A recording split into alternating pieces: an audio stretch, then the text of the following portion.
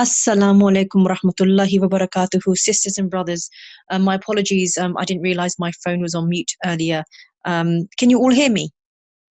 Yes. Yeah. Alhamdulillah, Jazakallah khair. I'd be really, really grateful if you can keep your phones all on mute at all times until the question and answer session begins. Please do make sure your cameras are switched off as well.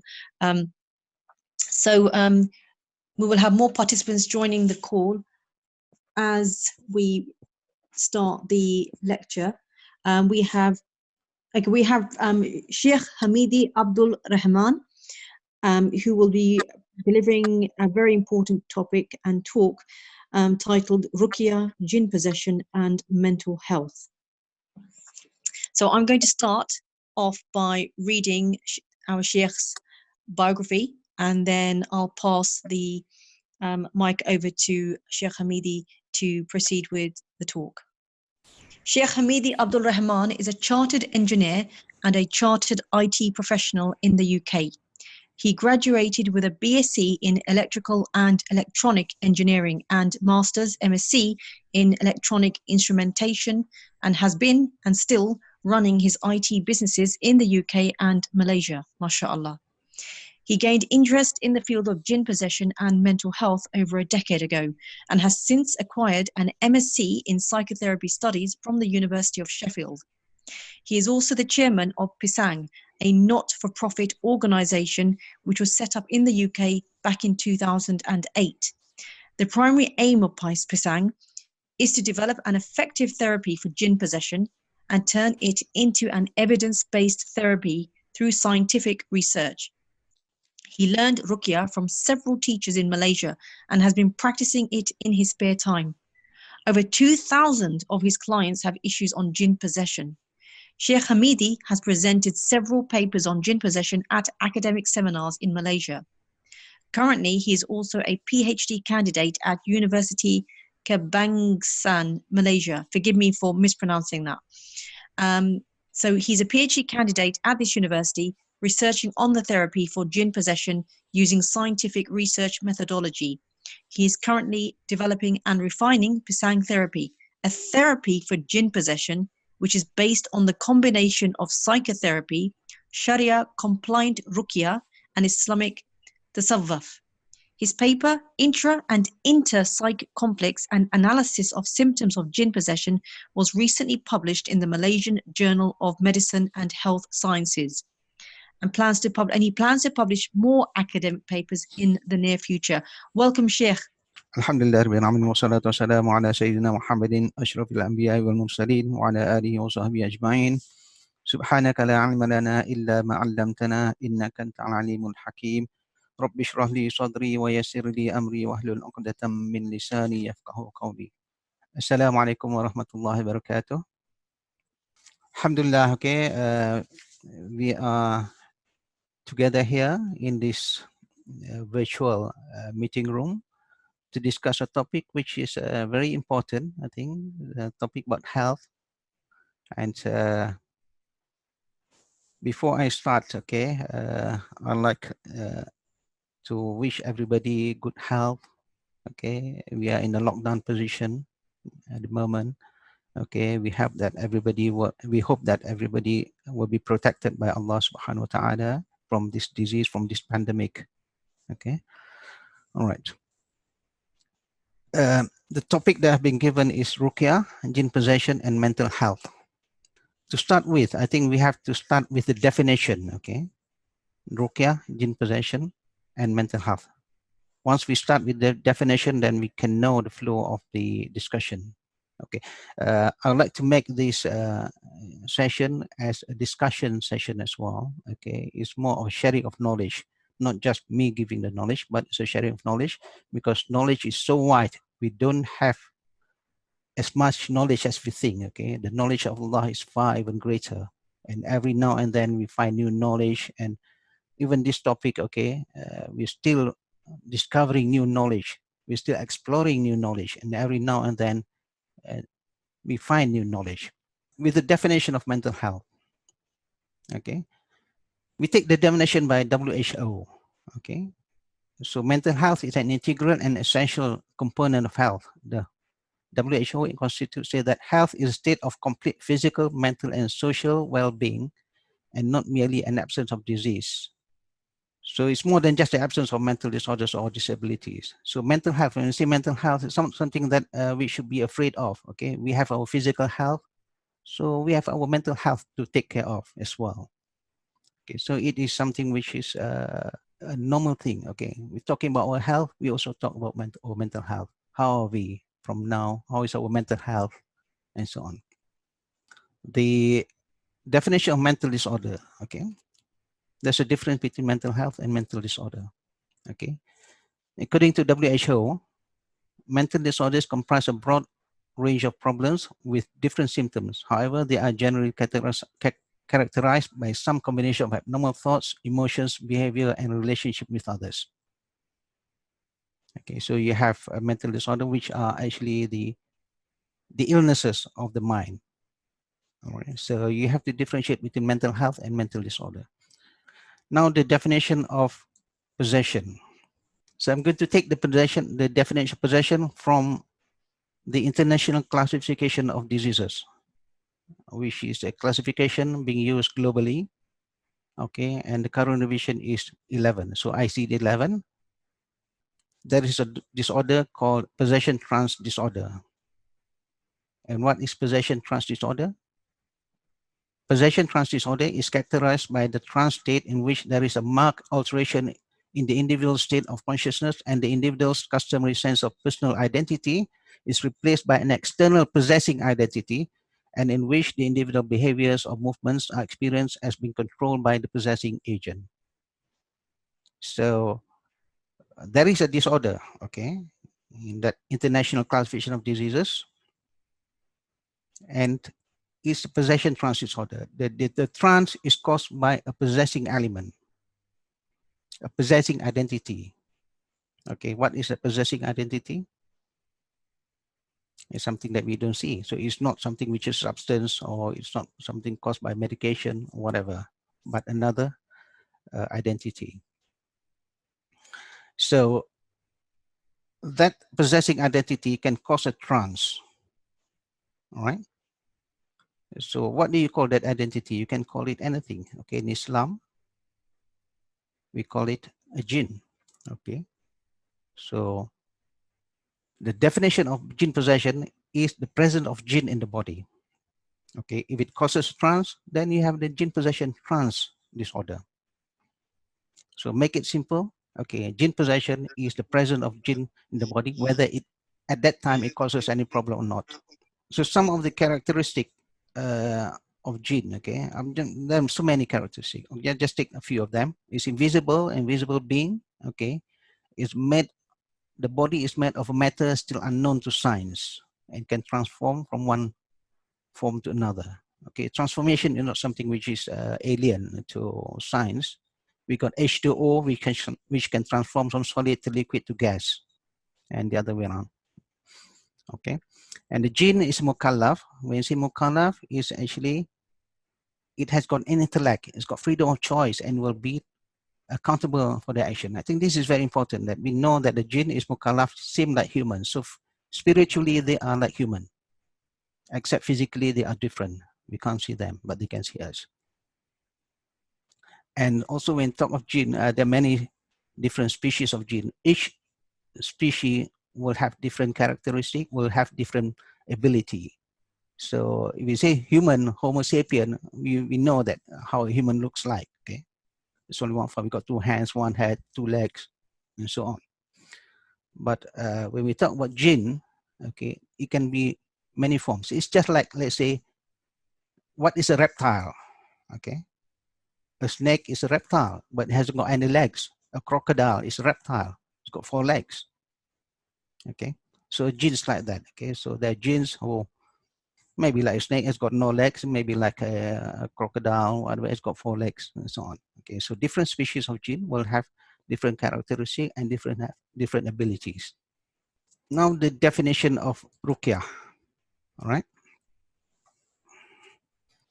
Ruqyah is an Arabic word which means incantation, simple. Okay, that's the meaning of Ruqyah in Arabic. Okay, it means incantation. So there are two categories of Ruqyah. One is the compliant, okay, with Sharia. We call Ruqyah Shari'iyah. That means you can do incantations using the Quran, using dua, supplications, using salawat or durud sharif, as some people call it, or anything that does not contain any shirk in it. And the other one, the other category is Ruqyah Shirqiyah, okay, which contains incantation that contains shirk. Right? So Ruqyah has got two usage. One is for diagnosis, okay, and the other is for treatment. There are also disadvantages of Ruqyah as well.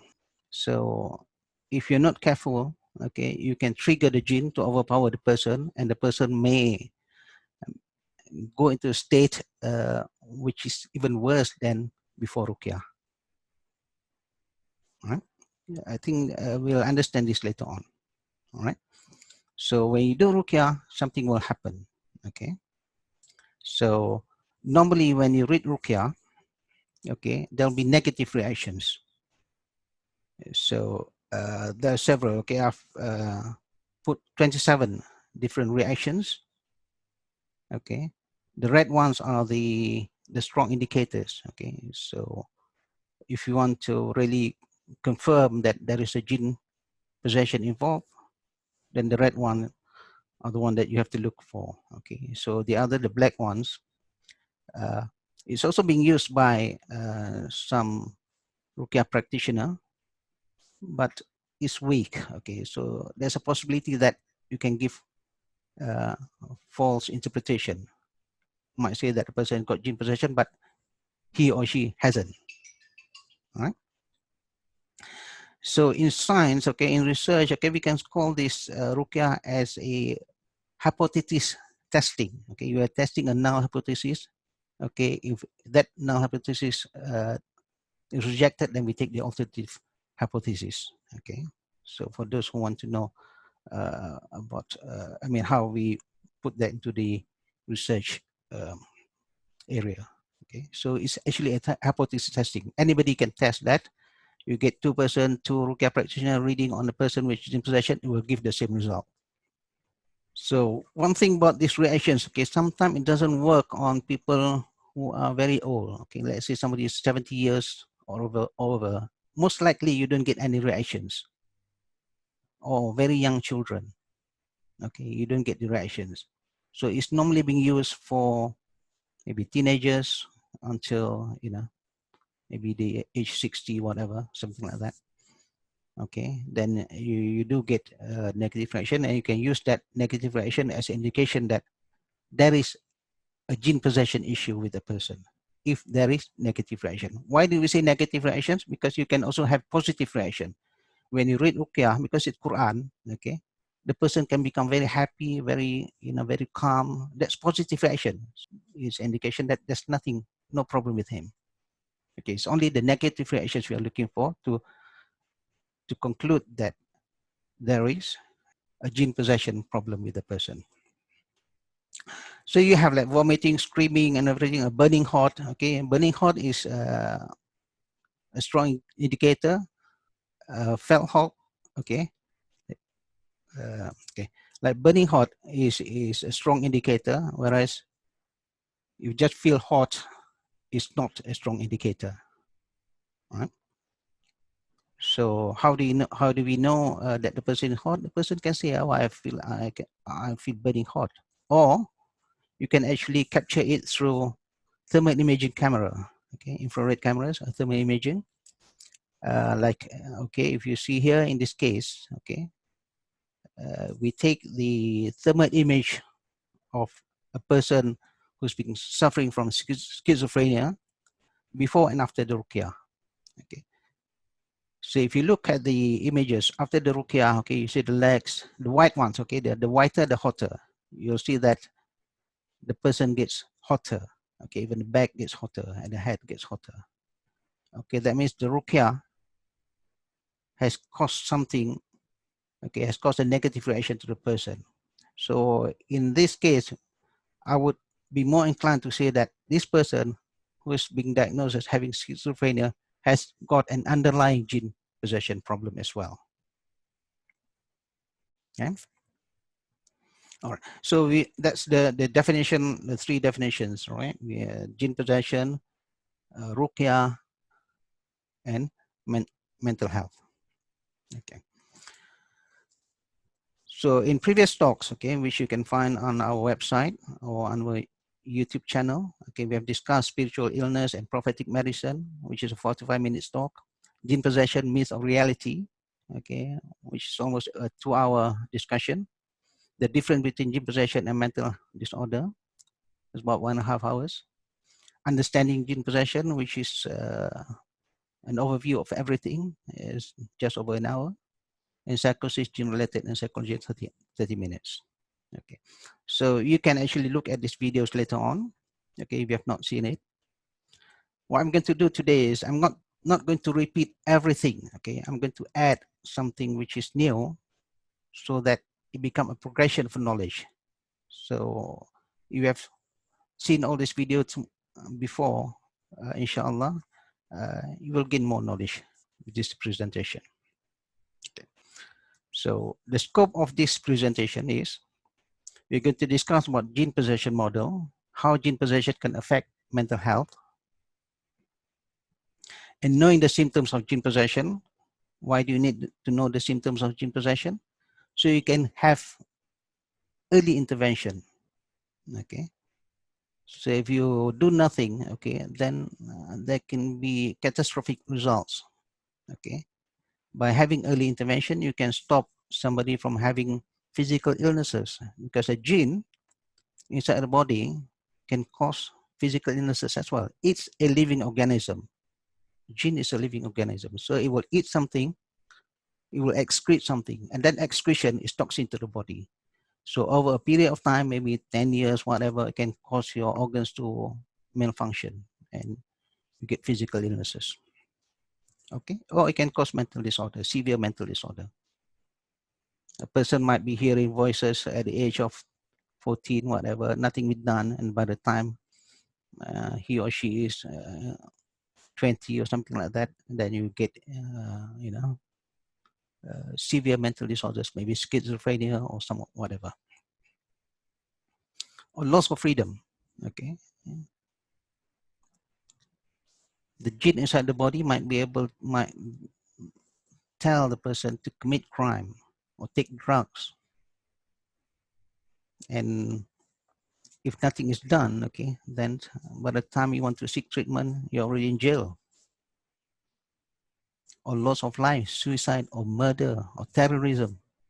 Okay, the voice in the mind will tell the person, okay, kill yourself, kill yourself, kill yourself, or kill somebody, or interpret Islam in the wrong way and commit terrorism.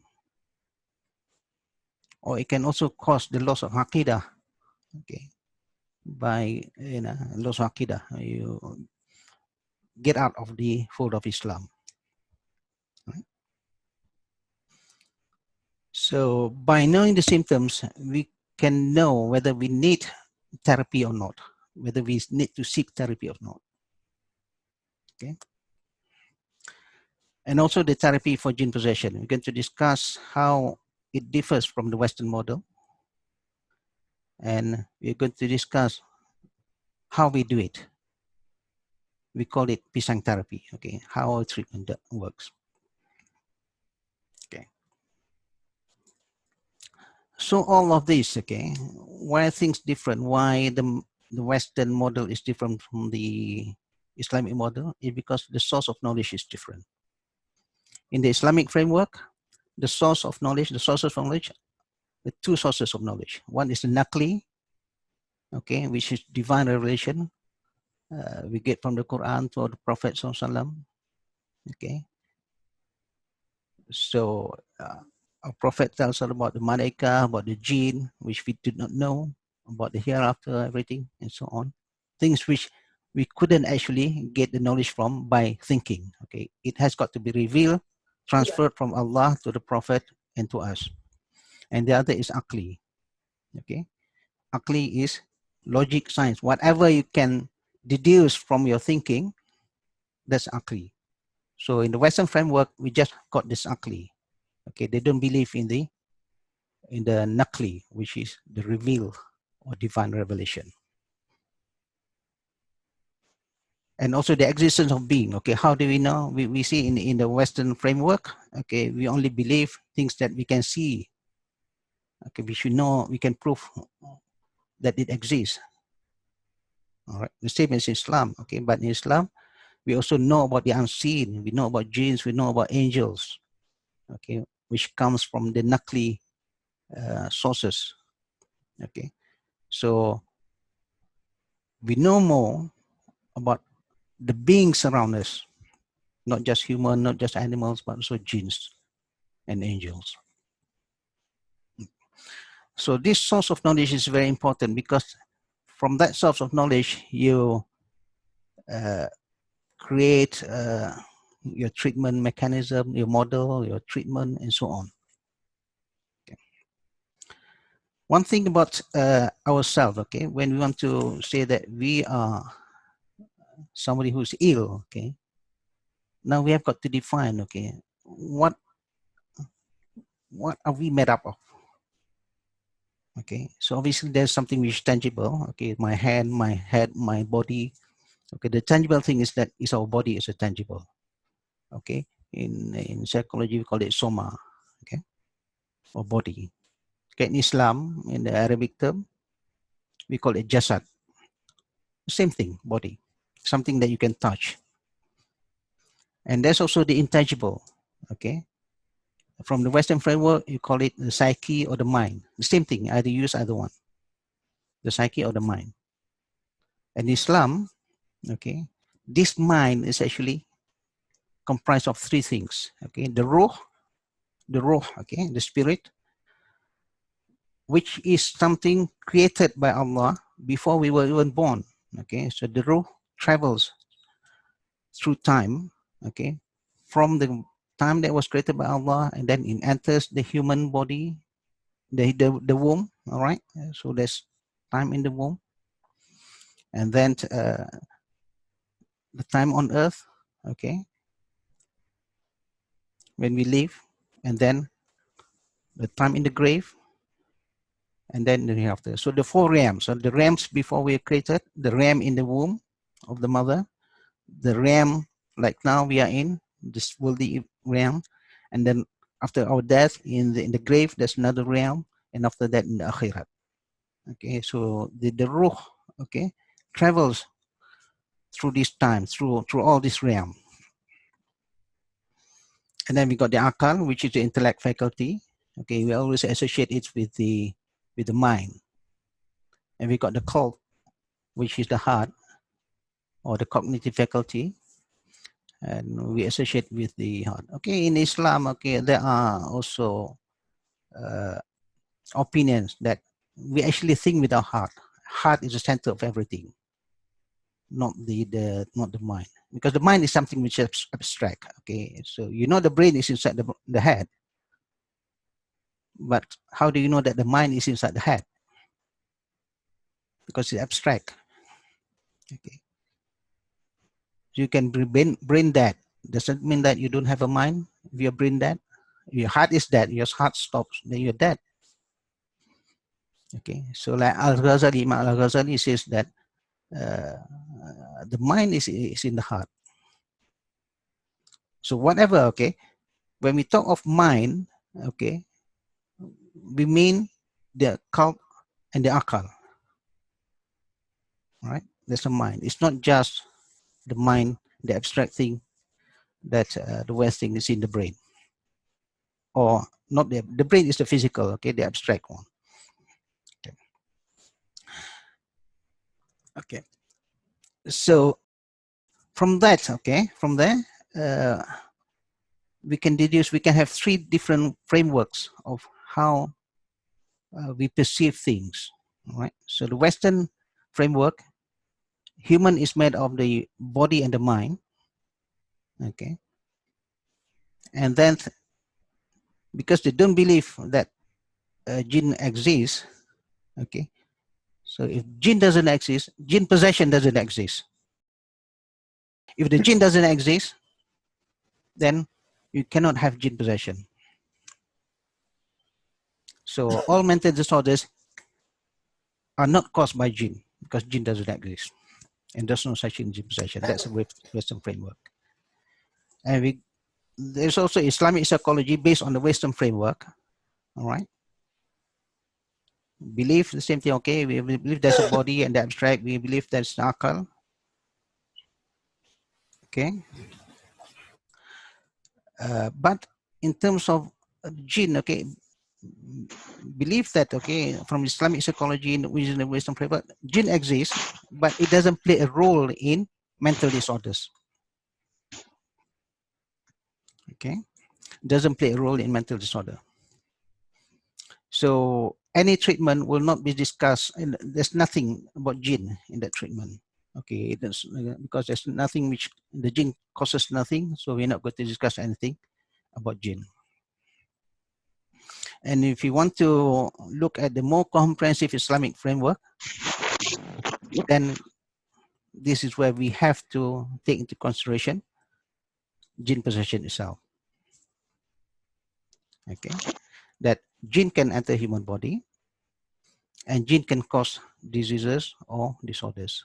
Once in the body, then it causes diseases. So by having this three framework, okay, so you can have three different approaches to sorting out your health problem, mental health problems. Okay, from the Western framework, okay, everything is in the mind, so you fix the mind and get some results. Islamic psychology based on Western framework, you fix the mind and get the results. So when you fix the mind, you can have a Islamic spiritual solution as well. Okay, because you're fixing the qalb as well as the akal. Okay, and you get some results. And if you want to use the full Islamic framework, then you fix the akal, you fix the qalb, and get rid of the jinn. Okay, and you get some results. So if you want to talk about jinn possession, treatment for jinn possession, so if you want to talk about treatment of jinn possession, then you have to actually look for therapy which tries to get rid of the jinn as well. Okay.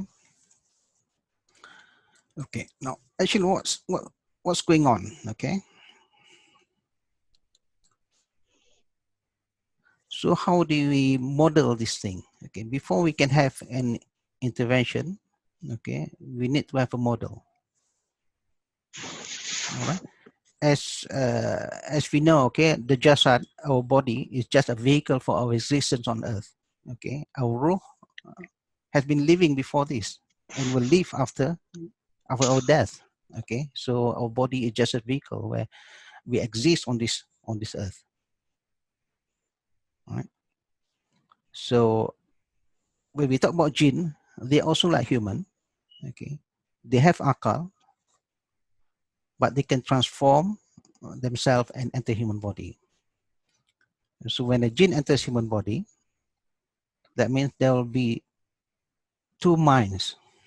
Okay, one is our mind, and the other is the jinn's mind. So you can have two persons talking inside your body, because your body is just a shell, it's just a vehicle. Okay, you talk, the jinn talk. You can even communicate with the jinn, whether you know it or you don't. Okay, if two jinns, then be three minds in the body.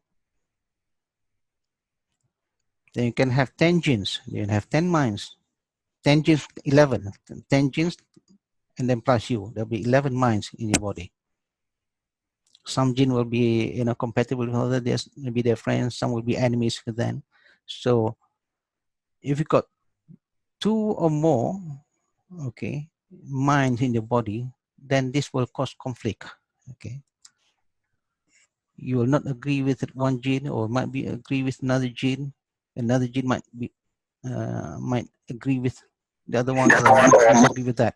Okay. Okay. So this is actually the basis of the model that you have to use for jinn possession. Because if we understand this problem, then we know how to get rid of it. If you hear voices, if you know that that voice is actually the voice of the jinn, then you have to get rid of that voice. Get rid of the jinn, and the voice will disappear.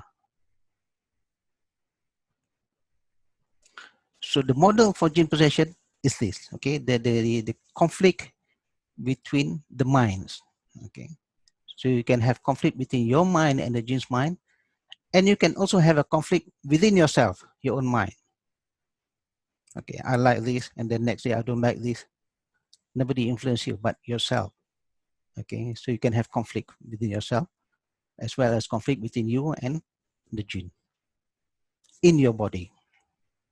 Okay.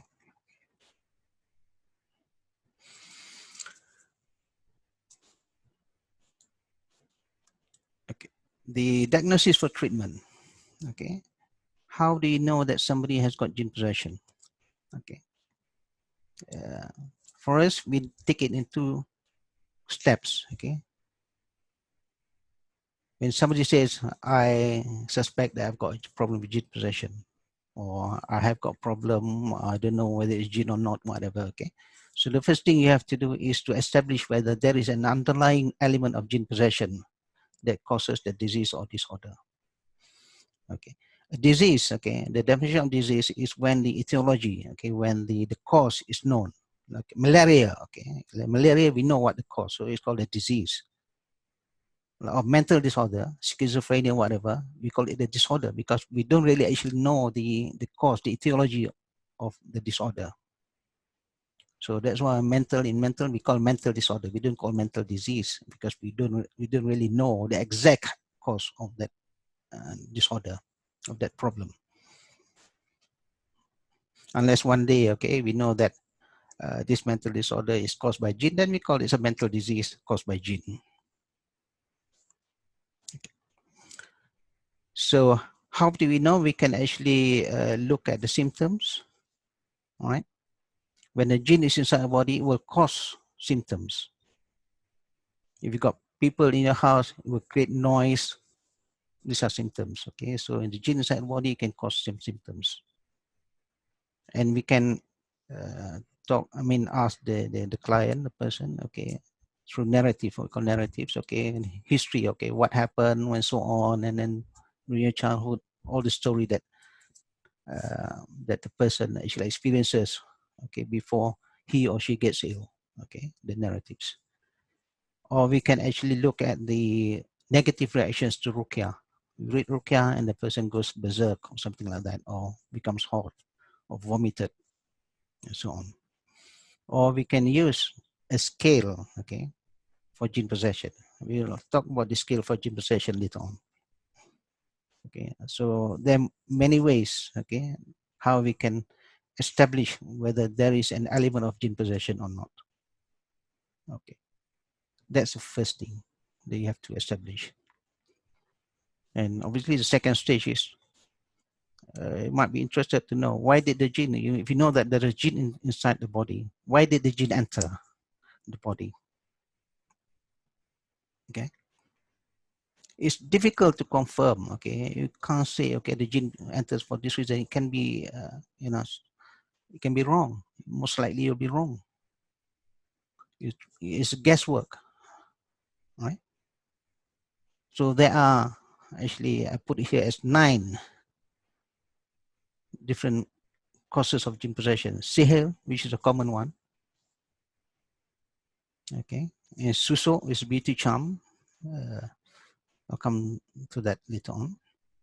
Or because of revenge, or just evil, malicious intention, just for fun, or to deviate a human. You know that Iblis wanted to deviate Bani Adam. Or it can just be, having some fun with the jinn, with the Ouija board and so on. Inviting the jinn, okay. Or some martial arts, okay. or jinn falling in love in human, because jinn spiritually, they are like human. Okay, so there can be attachment between the jinn and human, or it can be jinn which is being passed by your ancestors. Your ancestors might have got contract with a jinn for whatever reason, and then your ancestors died, but the jinn lives longer and then got nowhere to go, homeless jinn. So I think I'll go into the grandchildren or something like that, and you inherited this jinn.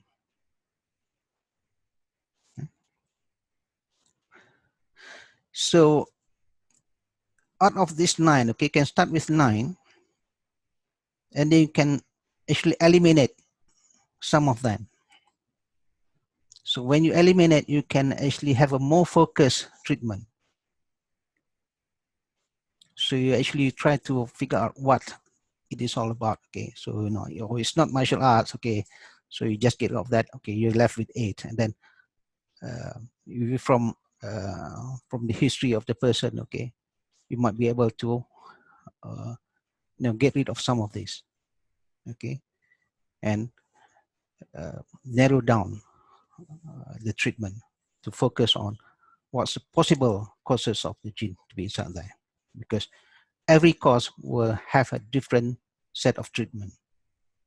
If you don't know, then it will not be very effective, because you're trying to give a treatment with something which is quite general. You don't really know. You don't even narrow down. Okay, so this should be the way that we diagnose treatment, not the other way around. Okay, because a lot of people actually will say, "What is it? Is sihr?" Okay, you start with sihr first, rather than starting to establish whether there's jinn or not. Because at the end of the day, what you want to do is to get rid of the jinn. If the jinn is, if you deal with the jinn, you kill the jinn or you expel the jinn, then the reason why the jinn is inside there is not a problem. Okay. The most important thing is to deal with the jinn, because that is something which you can confirm. Okay, it's just like, okay, we get the virus. Okay, what's the most immediate thing? Is to get rid of the virus. You're not going to argue, okay, where did the virus come from? Is it from Wuhan? Is it from France or from Italy, whatever, or from Africa? Where it came from doesn't really matter. It's not the immediate thing.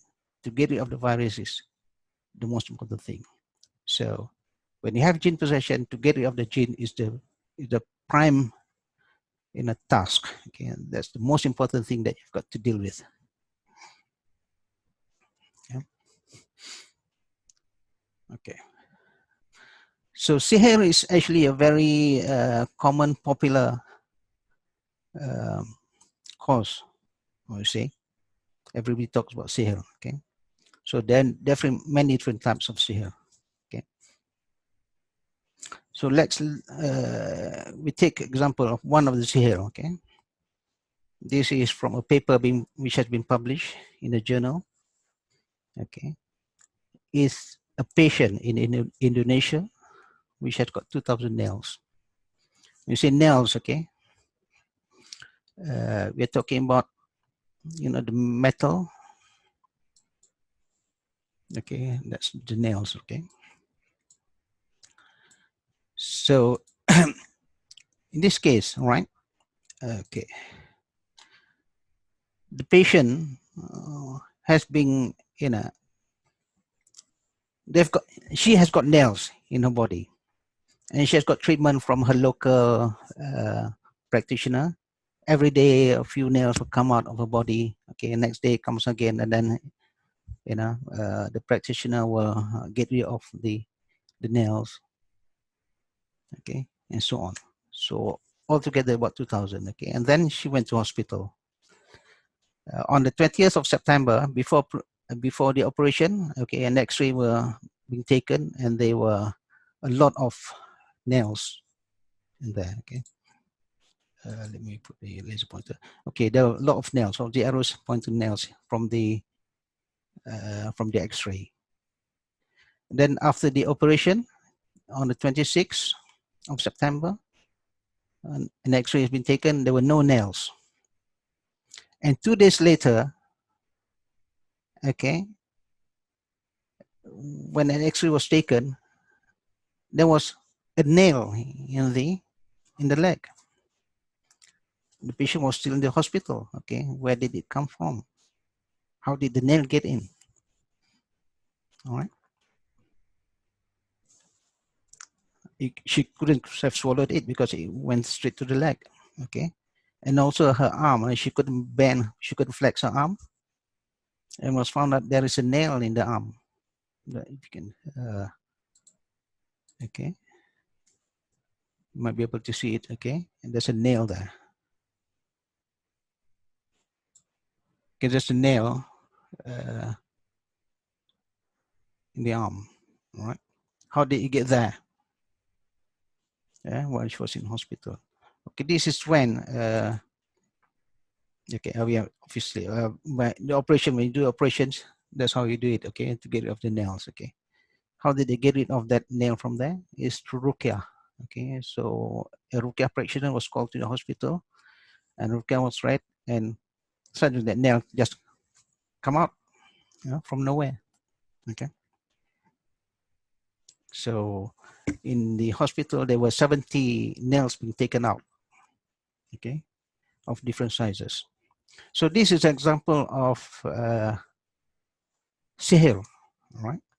So if you look at the sihir in Indonesia, is much worse than what you get over here. Okay, so we can say the magicians in the UK probably are not as good in that sense. Okay, as or not as smart, or doesn't have the ability as those probably in Indonesia.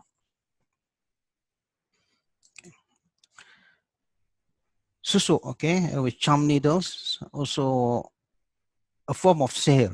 Okay, being put by a magician into the person so that the person will look beautiful to others. Okay, but this just now the person doesn't want the nails to be inserted into the body, but with susuk, essentially the person willingly, okay, allow the magician to insert something into the body. Okay. So if you look at the x-ray, right, you can see that okay, there are a lot of nails, needles, okay, in the face there, in the head. All right, and one over there as well. Okay,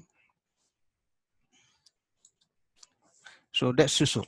Okay, that's, or charm needles. Okay. Okay. When we talk about symptoms, okay, obviously there are overlapping of symptoms between jinn possession and mental disorder. Okay, for example, okay, feeling suicidal. Okay, somebody who has got jinn possession might be feeling suicidal. Okay, somebody who hasn't got jinn possession might also be feeling suicidal. Okay, so you have to actually to look at, scrutinize these symptoms and see whether it's actually a cause for jinn possession or not. Okay, if let's say the person feels suicidal, why? Because of the lockdown, my business has gone down.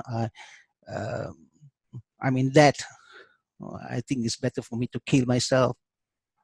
Then that is not a symptom of jinn possession. You can just strike that off. Even that suicidal is a symptom to the person, but it's not a symptom of jinn possession. Right? Hearing voices, let's say, hearing voices, different cultures will interpret it differently. Okay, if you have heard of Joan of Arc, okay, the French lady who was burned to death because she said she heard the voice of God. So she was burned as a witch because the church said that only the church, okay, the priest can hear the voice of God, not a normal, farm girl. Okay, so she was burned as a witch, but later on, she was made a saint. Okay. But if you ask medical doctors, psychiatrists, they say, that's a sign of schizophrenia. Right. So again, you have to scrutinize all the symptoms and see whether you can take that as a symptom of jinn possession or not. So you have to actually know, the history of the person. You've got to ask the person more, so that you can, filter out which are symptoms and which are not symptoms. Okay, as I've said just now, suicidal, even the person is suicidal is a symptom, but is it relevant to jinn possession or not? If it's because of economic reason, then it's not. Okay, you just don't consider it as symptoms. So what are the symptoms of jinn possession? All right, there's no consensus. Okay, every practitioner will say different things. Okay, they will have a different list of jinn possession. Okay, so Wahid Abdul Salam Bari is a popular reference for many people, because he has written books which were being translated into English. Okay, he has got a lot of symptoms. So all the green ones, okay, are the symptom that he said is associated with jinn possession, and also the black ones. Okay, the black ones. And from Harundin, he has passed away. Okay, but popular in Southeast Asia, from Malaysia, but it's popular in Southeast Asia. He has got self symptoms, so he will have the blue ones, symptoms, plus the black ones. Okay, which he agrees with Wahid Salamari. Even that, okay, there are other symptoms that weren't included. So we at PISANG, okay, we found that when people come, there's a lot of the symptoms. So we added 5 more symptoms, all right, making a total of 34 symptoms. Okay, so these 34 symptoms, how do you know that they are relevant in as symptoms of jinn possession? And how do you know? Is it just one symptom? If let's say I've got frequent headache, does it mean that with that symptom you are having jinn possession? Because none of these, okay, neither Wahid Salam Bali or Harundin mentioned about the minimum number of symptoms you need to have for you to be considered having an issue with jinn possession. 1 or 10 or 3 or 4, right? So this is where we did the analysis. Okay, it's quantitative analysis. And the results being published in the paper. Okay, from that symptoms that we have, how many is it? 34 symptoms. All right, it's been reduced to 23 significant symptoms. And through the analysis, it, alhamdulillah, okay, it groups it nicely into 6 categories. Okay, one is about scary dreams, the other is about face delusions and sleep disturbances, and hallucinations, abnormal thoughts, and low mood. Okay, so this 3 here is normally associated with mental disorder. And you got these 3 being used, these 3 groups being used by practitioners to see if somebody is suffering from jinn possession or not. Okay, so again you have to look at these symptoms. Okay,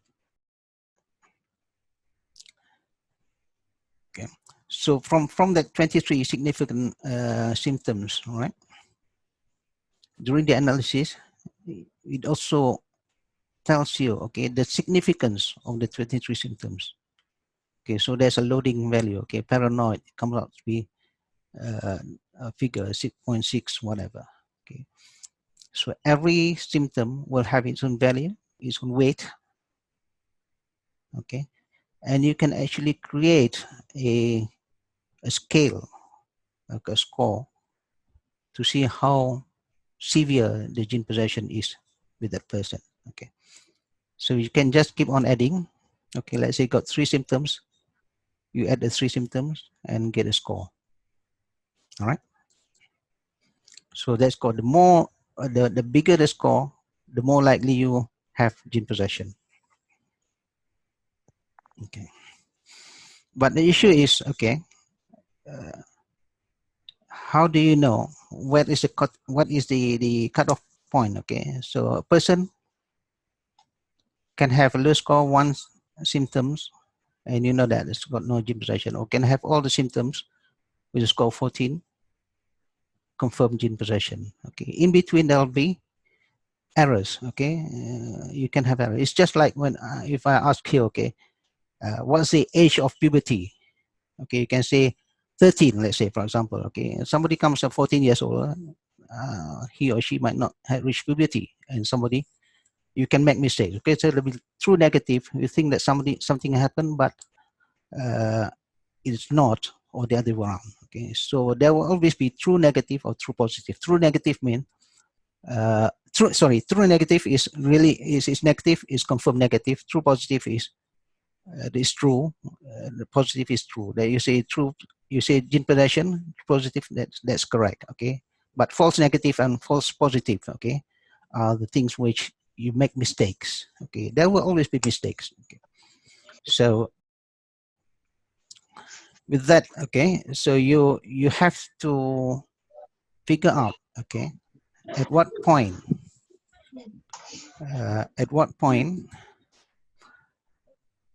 there is switch over, okay, so that you can say, okay, above this score you can consider as confirmed jinn possession, and below that there's no jinn possession. All right, okay, so I'm not going to discuss this, all right, because inshallah will be published in a paper, okay, and maybe next session, okay, or next meeting, whatever talk, I might include how we get to that cutoff point. All right. All right.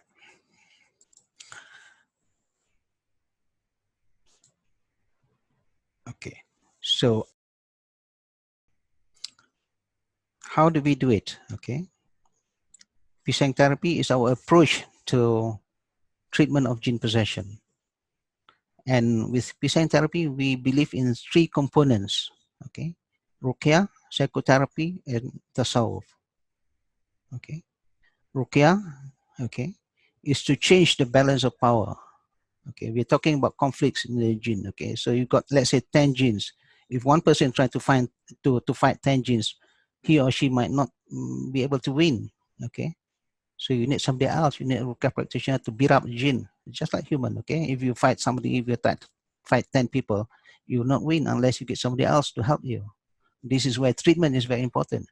You might try to fight, but you will lose every time. You throw one punch, you get 10 punches back. So with treatment, you get somebody else to beat up the enemy so that you have a chance to win, because the balance of power has been changed. Okay, or you're trying to fight a stronger person, a stronger jinn. Okay, you might fight, you might throw a punch, you get 10 punches back. And this is when you need treatment. This is where, if this is the case, if the enemy is stronger than you are, then you'll not be able to sort out your problem alone. You need to have treatment. You need to go somewhere else, somewhere where you can get treatment, somebody who can change the power balance so that you have got a chance to win. Okay. So self-Ruqyah only works when the enemy is weaker than yourself. And then the Islamic existential psychotherapy. Okay, we use existential therapy. You can use anything. Anybody else can use anything. But existential psychotherapy is based on philosophy. Okay, so when you talk about Islamic existential psychotherapy, it's based on Islamic philosophy.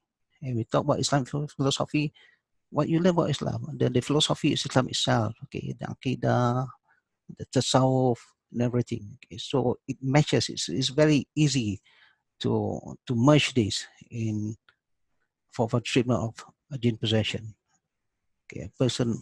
Okay, you can change the mind of the person so that it actually follows the way of Islam to try to get out of the problem. And how do you get out of the problem is through the inner self, building of the inner self, which is a tasawwuf, okay, in the science of tasawwuf. a lot of person will come with guilt. Okay, I've done this. I think maybe Allah has punished me because of this, and that's why I'm getting jinn possession and so on. Okay,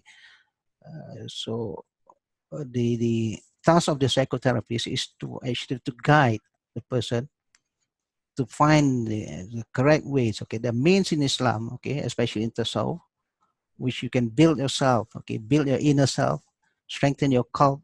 Okay, so that you can get out of the problem. So you're not just fighting the jinn, which is through Ruqyah, you're also building yourself to be strong as well. All right. And how do you monitor the progress? Okay, it's through, again, through symptoms. Okay, a person come with a lot of symptoms, maybe the score is 10, let's say, and after treatment, if the score goes lower and lower, that means you are on the right track. Okay, so we find it, very beneficial for people to come for a 3-day retreat. Okay, because with the 3-day, you can understand, okay, how the person is actually dealing with the problem. Okay, normally one session is not enough. Okay, because one session, you do not know the routine of the person. Okay, with a 3-day, at least you can build the routine and actually kickstart the process. Okay, you know what's lacking the person. You know how you can train within 3 days, how train the person how to deal with the problem. Okay, first know the problem and deal with the problem, and from there on, all right, you will see progress. And I think we have done 170, more than 170 retreats, and we have seen a lot of progress in it. I think this is a very good candidate. Okay, the PISANG therapy is a very good candidate to become, a therapy which can be proven scientifically to work. Okay, but we need to have an RCT, a randomized control trial, so that it can be considered one of the evidence-based therapy for treatment of jinn possession or treatment of mental health, mental disorder. Okay, so obviously the aim of the therapy is for shifa as well as for self-esteem. Okay, so the three components very important, and even these three components, okay, can be tasawwuf will have to be the person himself or herself. The ruqyah you need somebody, okay, to do the ruqyah, and psychotherapy can be somebody else. Okay, so it can be a collaborative, integrated or complementary therapy involving 2 practitioners working on the person. Right? Okay. So I think I'll stop there. It's taken an hour, and we've got another half an hour for Q&A. I would like to open this.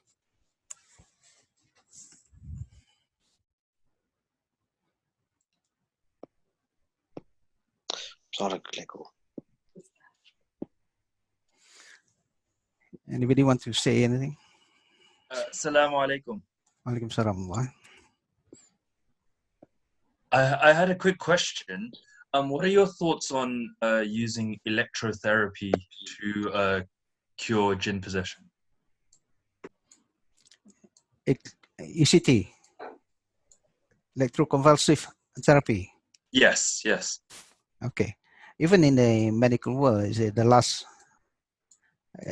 resort, isn't it? Okay. So it's not something, okay, you have to explore different things first, okay? Because as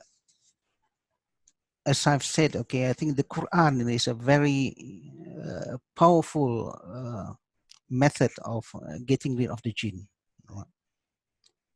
We showed the pictures of somebody getting hot, using the captured using the infrared camera. All right. So you read on somebody, you shouldn't get hot, but why did the person get hot? The jinn must be burning inside there. The Quran, through Quran, okay, it burns the jinn. Okay, so it's the nature of the creation of the jinn is that when it enters the human body, it's susceptible to Quran. Okay, because outside it's not susceptible, but because it's inside the body, it's susceptible. When you read the Quran, it becomes hot, you can burn it. Okay, so you can actually, you should resort to Quranic method first, because this is non-intrusive. It doesn't cause you any harm. Okay, no physical harm.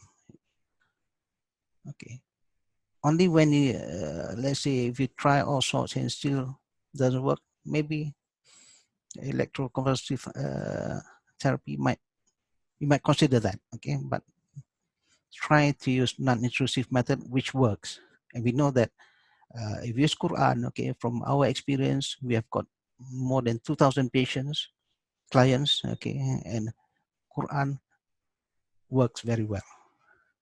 But obviously we need the person to be consistent, okay, with the program, with the therapy. Jazakallahu khairan. Assalamu alaikum. I've got a question as well. So, what's the cost of the PISANG therapy, and where is it based? Okay. All right. PISANG therapy, we do it from time to time. Okay. So when we talk about therapy, is the retreat. I'm assuming you're talking about retreat. Yes, the retreat. Yeah. Yeah, we did it from time to time. We have started from 2013. What was it? Yeah. We only charge 300 pounds, 350 pounds per person over the 3 days, and it includes everything, because the main thing is not to make profit, but to sustain our operations, all right, and sustain our research as well, all right. Yeah. With the 350 pounds, okay, you stay at our place, we provide you food, so basically you're just making contribution for the therapy itself. Yeah. Okay, And but, yeah, go on. I'll let you finish, and then I've got a follow-up question. But then we only take 3 person at a time, all right. So only when we have, let's say, male retreat, we need 3, and a female 3. So it's not something that can just come and go.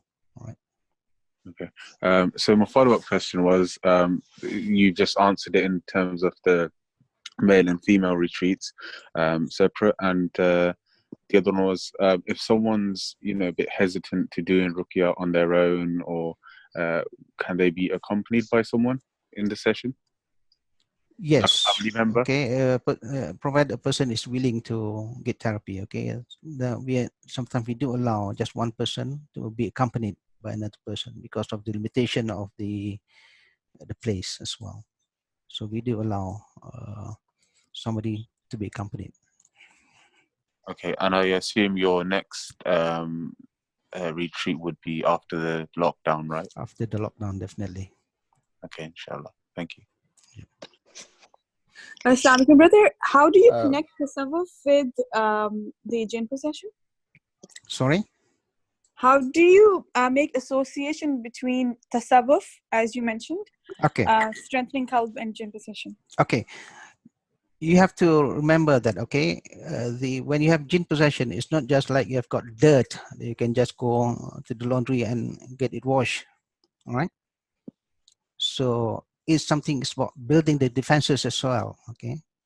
You have to defend yourself, okay? You know you have a problem, you have been vulnerable before, all right? So you not only try to get rid of the problem. If you get rid of the problem, somebody comes and get rid of the jinn from your body, you'll still be vulnerable, because you're not building yourself, you're not building your defenses. All right. So how do you build your defenses? This is through spiritual thing. Okay, it's not just through lectures or through understanding. Okay, and when you talk about spiritual, it goes deep into your heart. It's the person himself. Okay, trying to create a relationship between connecting himself or herself with Allah. Okay. What have I done? How can I make myself stronger? Okay, and this is what we call the self. Okay, you try to attach yourself spiritually.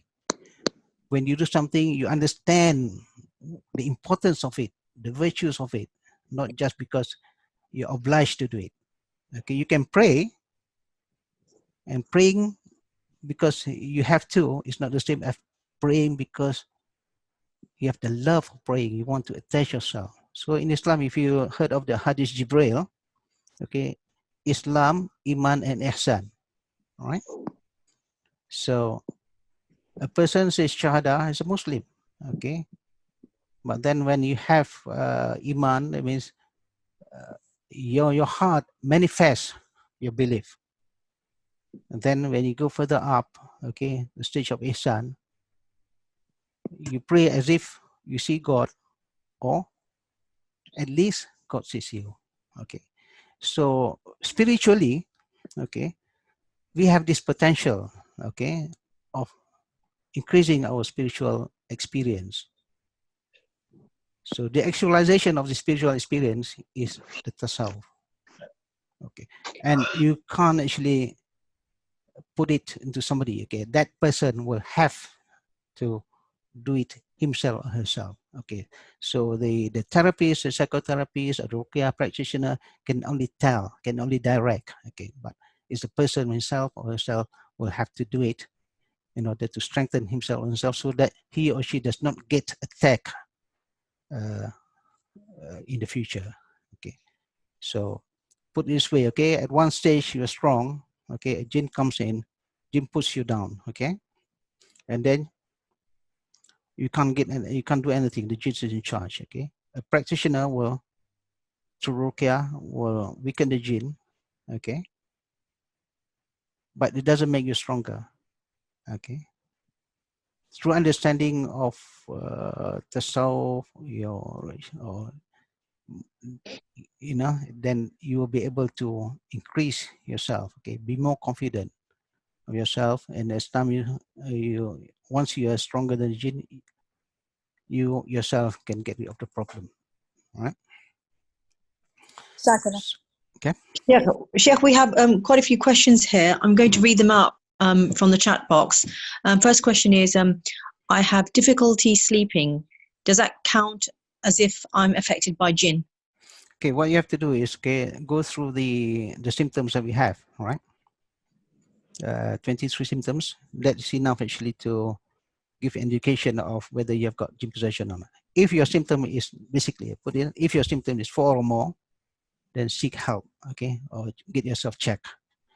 If you have just one of the 23 symptoms, don't worry about it. With 2, read more azkar, okay, pray more, make dua. Okay, if you have 3, then you're on the borderline, all right? So might have problem, might not have problem, okay? So sleeping itself, okay, is one. You have to look at the symptoms, okay? And then that symptoms, as I said, if you got 4 or more, seek help. If you don't seek help, okay, your symptoms will increase over time, 4, 5, 6, 7, and then might be more difficult to get rid of it. Okay, Jazakallah khair. Next question is, which Ruqyah should be recited to cure fertility issues? Okay. Okay, there are many different collection of Ruqyah, okay? They're all good, okay? You cannot say one is better than the other, right? But when you talk about collections of Ruqyah and Azkar, okay, they're 2 different things, okay? A lot of the scholars, ulama in Islam, okay, they have producers protection verses, okay? These are for people who have got no problems, okay? They don't have any problems, and if you read them, you protect yourself and you don't get the problems, okay? But once you get problem like jinn is inside you, then you need more than that, all right? Then you need extra verses.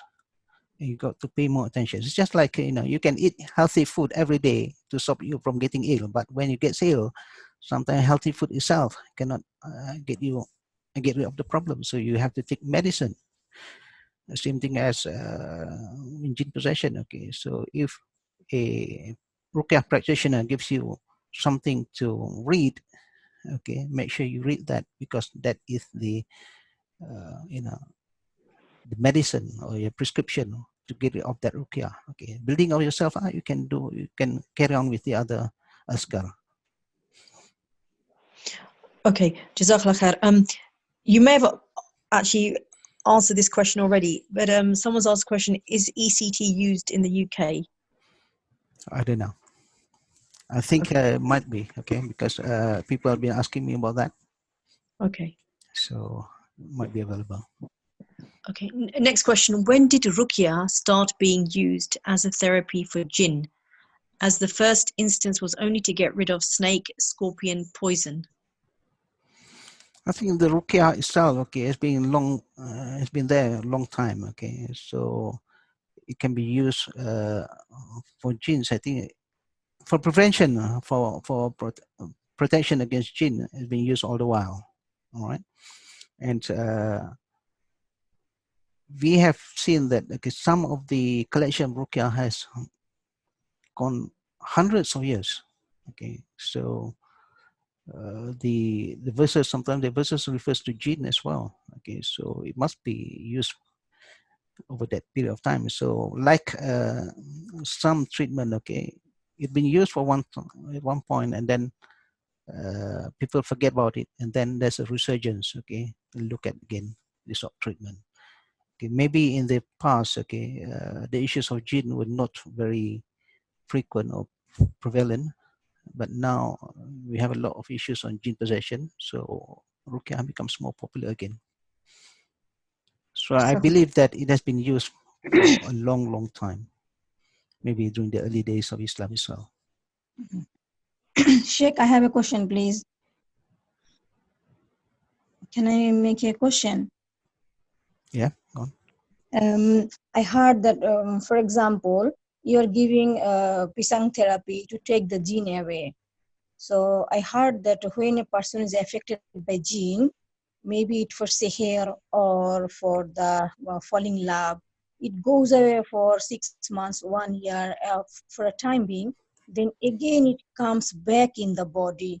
If they cannot come back, they send their friends or other jinns to, because when a jinn enter in the body, maybe it's through the tattoo, through the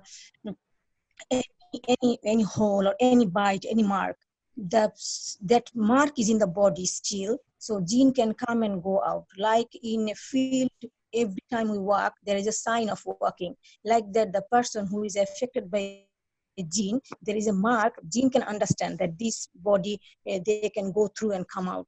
Is it true? Or is it, then what is the benefit if I make so expensive treatment, then again the jinn come back?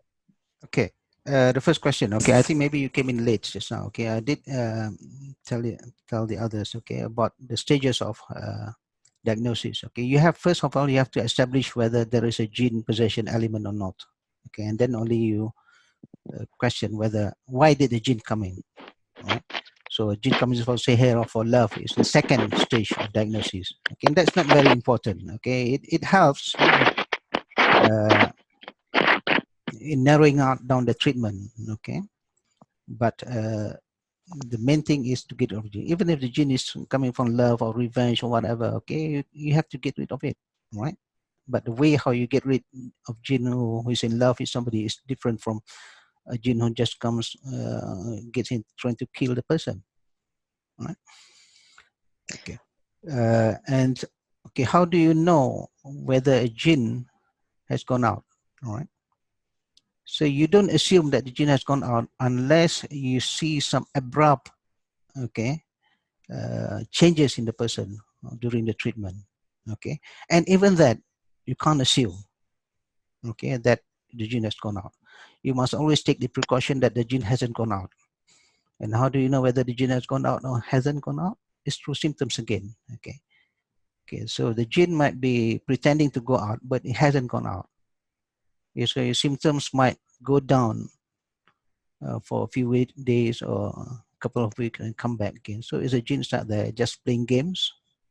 So the jinn are just like human. Okay, they play games.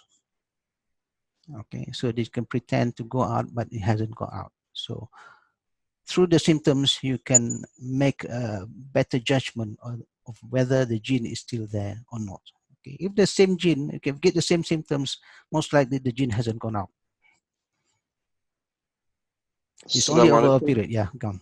I have a question. 3 questions actually. The first question: could you expand on which martial arts bring about jinn possession and the reasons why? The second question is related Chinese medicine and maybe Indian medicine. So a lot of Muslims say that Chinese medicine is using jinn and concepts of energy and stuff. But from a holistic perspective, that seems a bit reductionist, just to say it's just dealing with, you know, jinns and this. So if you could expand on that, please. Okay, not all martial arts, okay, uses jinn. Okay, for example, in Southeast Asia, Silat, okay, Silat is a popular martial arts, but there are so many different types of Silat. Okay, some of them uses jinn, some don't. Okay, so you have to look at, you know, the rituals, okay, the process of initiation. Okay, sometimes, okay, before you graduate, okay, you have got to do certain rituals, okay, which are shirk. Okay, and that's probably an indication that a jinn is inserted into you. So you have got this extra power. Now, also is to say just for Silat, okay, the other martial arts in the East might also be having, you know, using jinn as a means of providing strength to the person. Okay, and Chinese medicine or Indian medicine, okay, so these are medicines for physical, as long as there's no, you know, it's just herbs and it's okay. Okay, you can't make conclusion, you can't say that you use jinn unless you have a very good reason to believe that you use jinn because of some rituals or whatever. Okay, somebody is here, you go to a Chinese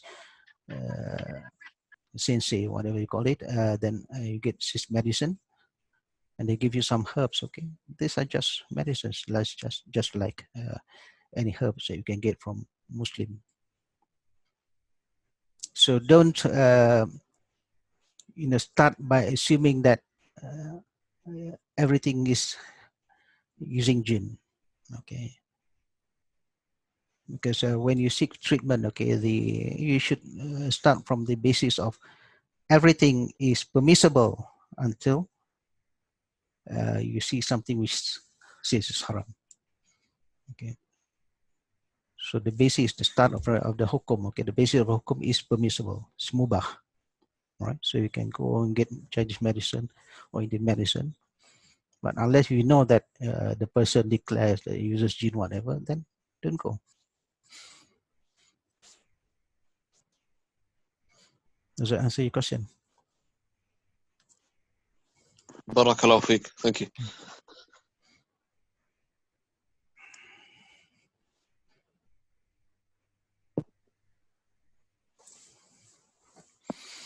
Okay, okay, I'll read from here. If Ruqyah shows no negative signs and had magic done on the person, someone said can burn oils, wood, and lot of items. Does that work to break the magic and get rid of the jinn? All right. Say magic, okay? So magic, sihr, okay? The word sihr, okay, but being popularly used, is popular, okay? Everybody talks about magic, okay, sihr. But what is the actual definition of sihr?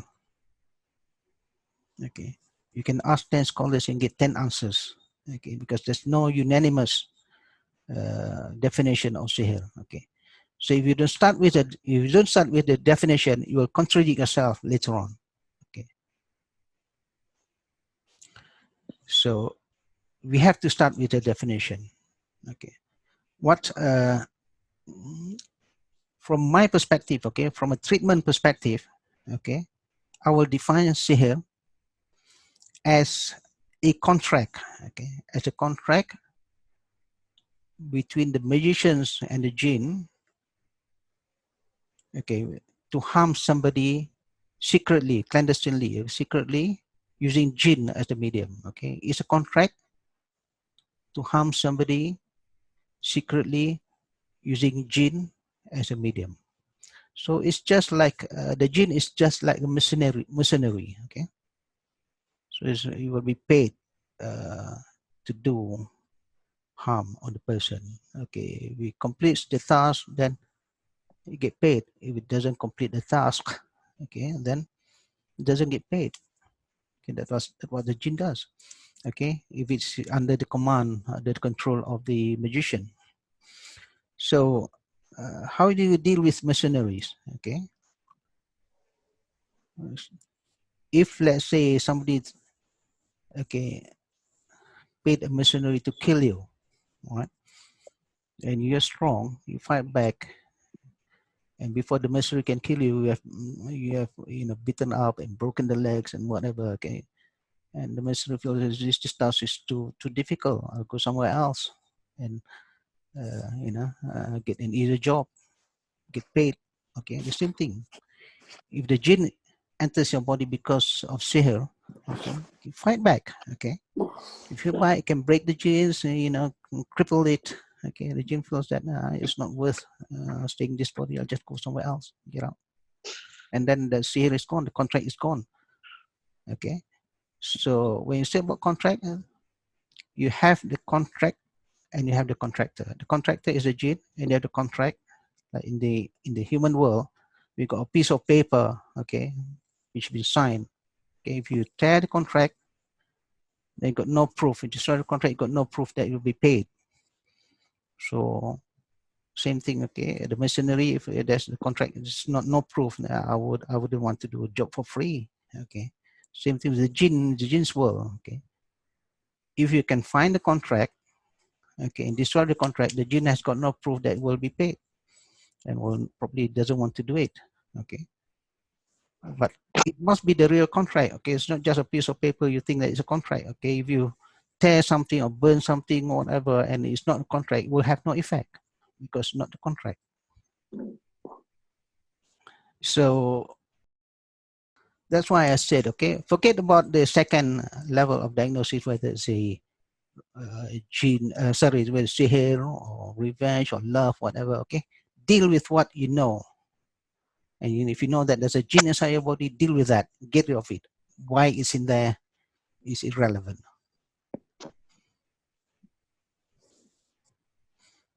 Okay, any more? It's coming to 3:30 now.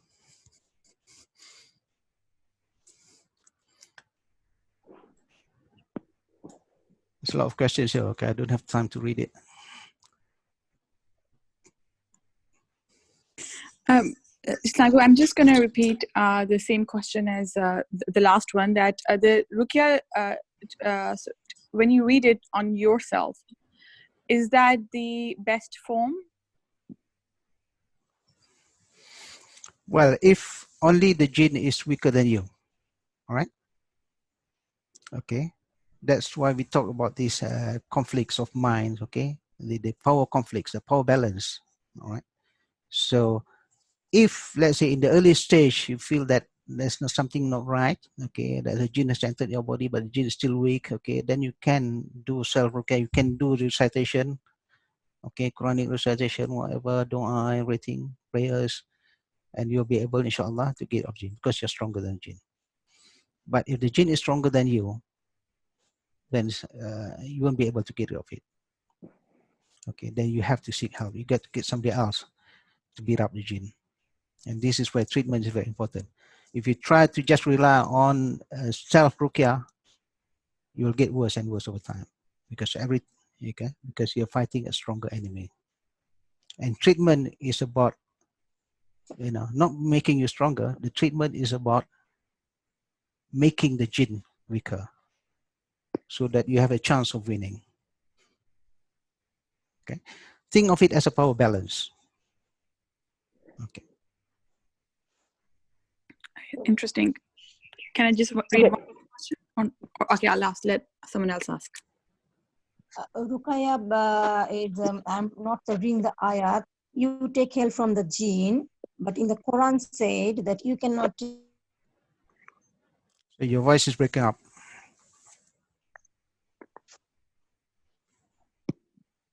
Can you hear me? We can't hear you, sister. Can you please speak up? My question is, this is the Sunnah Tariqa of Ruqyah, Sharia Ruqyah.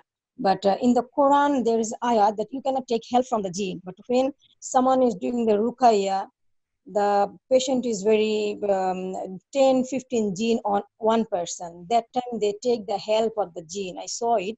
that they take the help of the jinn, lots of jinn come to protect those jinns. So is it not, is it allowed in for the Sharia that we take help from the jinn to do the ruqyah? Oh, yeah, okay. Jinns Not the not from the Quran. Is it? Are you speaking from the Quran? I don't think there is anything in the Quran talking about getting help. The Quran says that, okay, you must not take jinn as your protector. Right? All right. we can take help to help someone. Okay. You ask the jinn to help. Okay. Okay. Of course, the ruqyah, the jinn comes straight away when you read the ayat. The lots of ayat. If let's say if a jinn voluntarily wants to help somebody, okay, then you can't stop. That's the right of the jinn. All right.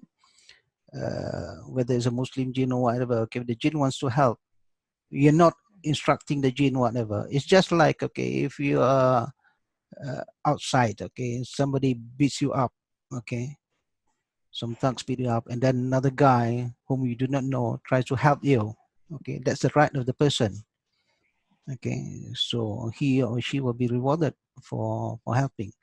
So the jinn, as we said, okay, jinn is mukallaf, okay, so they have freedom of choice, okay.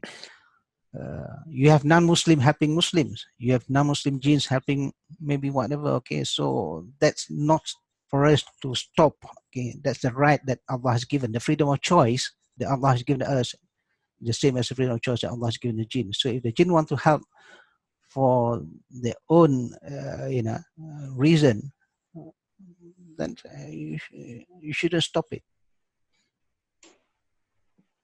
Okay, Sheikh, can you please provide the evidence for ruqyah and jinn possession? Okay. What is ruqyah? Okay. As I've said, it's incantation. Okay. And I say in the Quran also, it says that, okay, the Quran is a shifa to the believers. All right. So in Islam, okay, you cannot restrict everything by whatever, just if there is an evidence, if the Prophet has done it, that's the only thing that you can do. No. All right. In Islam, as long as it doesn't go against the Sharia, then you're allowed to do it. Okay. Even like say in the case of the hadith, okay, of the Sahaba who treated the chief of a tribe using Al-Fatiha. All right.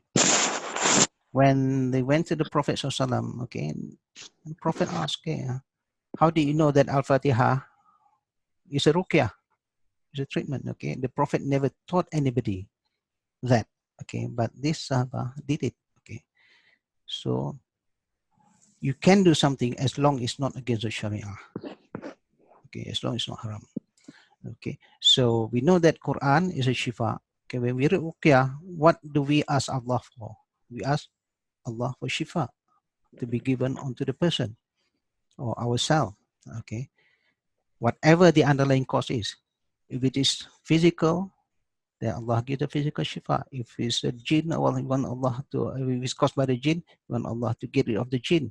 If it's both the physical and spiritual aspect, we hope Allah will give shifa by removing whatever causes the problem. Okay. So ruqyah is incantation, okay, to ask Allah to remove the causes, the underlying causes of the problem, so that the person gets shifa. Okay. Whatever the cause, okay, is the jinn goes out. If the jinn has been there and causes some damage, we also ask Allah to give shifa, so that he gets well from the physical illnesses as well. Would you acknowledge that self-ruqyah is the best form, even at onset? As I've said, okay, you have to look at the power balance. All right. So if you are weaker than the jinn, okay, forget about self-ruqyah. Okay. Forget about self-ruqyah alone. Okay. Because you will not be able to win. You will get worse and worse. You will prolong your problems and you'll probably get worse. Okay. It's just like if you fight somebody who's stronger than you, you can be fighting, but you'll be fighting a losing battle. And over time, if you fight a losing battle, you will go deeper and deeper into the problem. You might lose your health, you might even lose your faith. Okay, so it's not about whether self-ruqyah is necessary or not. It's good only if the enemy is weaker. It works only if the enemy is weaker. After you've gone for treatment, okay, you know they're much stronger, you feel that you're much stronger, and you can prove that you're much stronger than jinn, then self-ruqyah or self-recitation will work, inshallah. Can jinn affect you through illness, whether it's mental or physical illness, if it has not possessed you? In other words, does the jinn need to possess you before it's able to affect you? No, it doesn't have to, okay, because a jinn, okay, can also whisper. Okay, we got Qarins, okay, the Qarin jinns, which can whisper. They're not in the body. They can whisper you. They can make you so absorbed in certain things, and you keep doing things which you're not supposed to do. So it turns out over time, you can get deeper and deeper into the problem and causes mental health problems. So you do have cases of a jinn not inside your body but causing problem with you. Or the jinn, okay, because like sihr, okay, when we talk about sihr, okay, it doesn't mean that the jinn is inside the body, okay. Sihr is the jinn can actually create an illusion, all right, that appears to you as something, okay. If you remember the Nabi Musa alayhi salam and the magicians, okay, the magicians, they threw some ropes and it turned out to be, you know, it appears to be snakes, okay. So it changes the visualization of the person, everybody, to see this, to see the ropes as, you know, as snakes. It's not the jinn entering the body and causing you to think or to mess out with your senses. So the jinn hasn't entered the body. So it just created an illusion. Okay, sihr can be caused by jinn outside the body. So there are sihr, let's say, to destroy somebody else's business. Okay, there are cases where, you know, somebody who doesn't like their competitor in business, okay, so it will get a magician to cast sihr on this person's business so that every customer who passes by will not see the shop. Okay, they just pass by, okay, you know, because of the illusion. Okay, the shop appears to be closed, whereas it's being open. Assalamu alaikum. Sorry, could I ask a question, please? Go on. Yeah. Sheikh, do you consider sort of something like schizophrenia, for example, to be caused by jinn? Because, you know, many of the symptoms for schizoid personality disorders, you know, would come up, you know, in your chart. So what would you suggest that's purely caused by jinn? Yeah, okay. Schizophrenia, okay, you have to have several symptoms, okay, and for a long period of time. Okay, it all depends, okay. I've seen, okay, some of the those who have been diagnosed as schizophrenia are not truly schizophrenic, okay. Because the word schizophrenia is having two minds, okay, split minds, okay. It means split minds. Is the person having two minds running together. All right, one mind says something, then one says something. All right.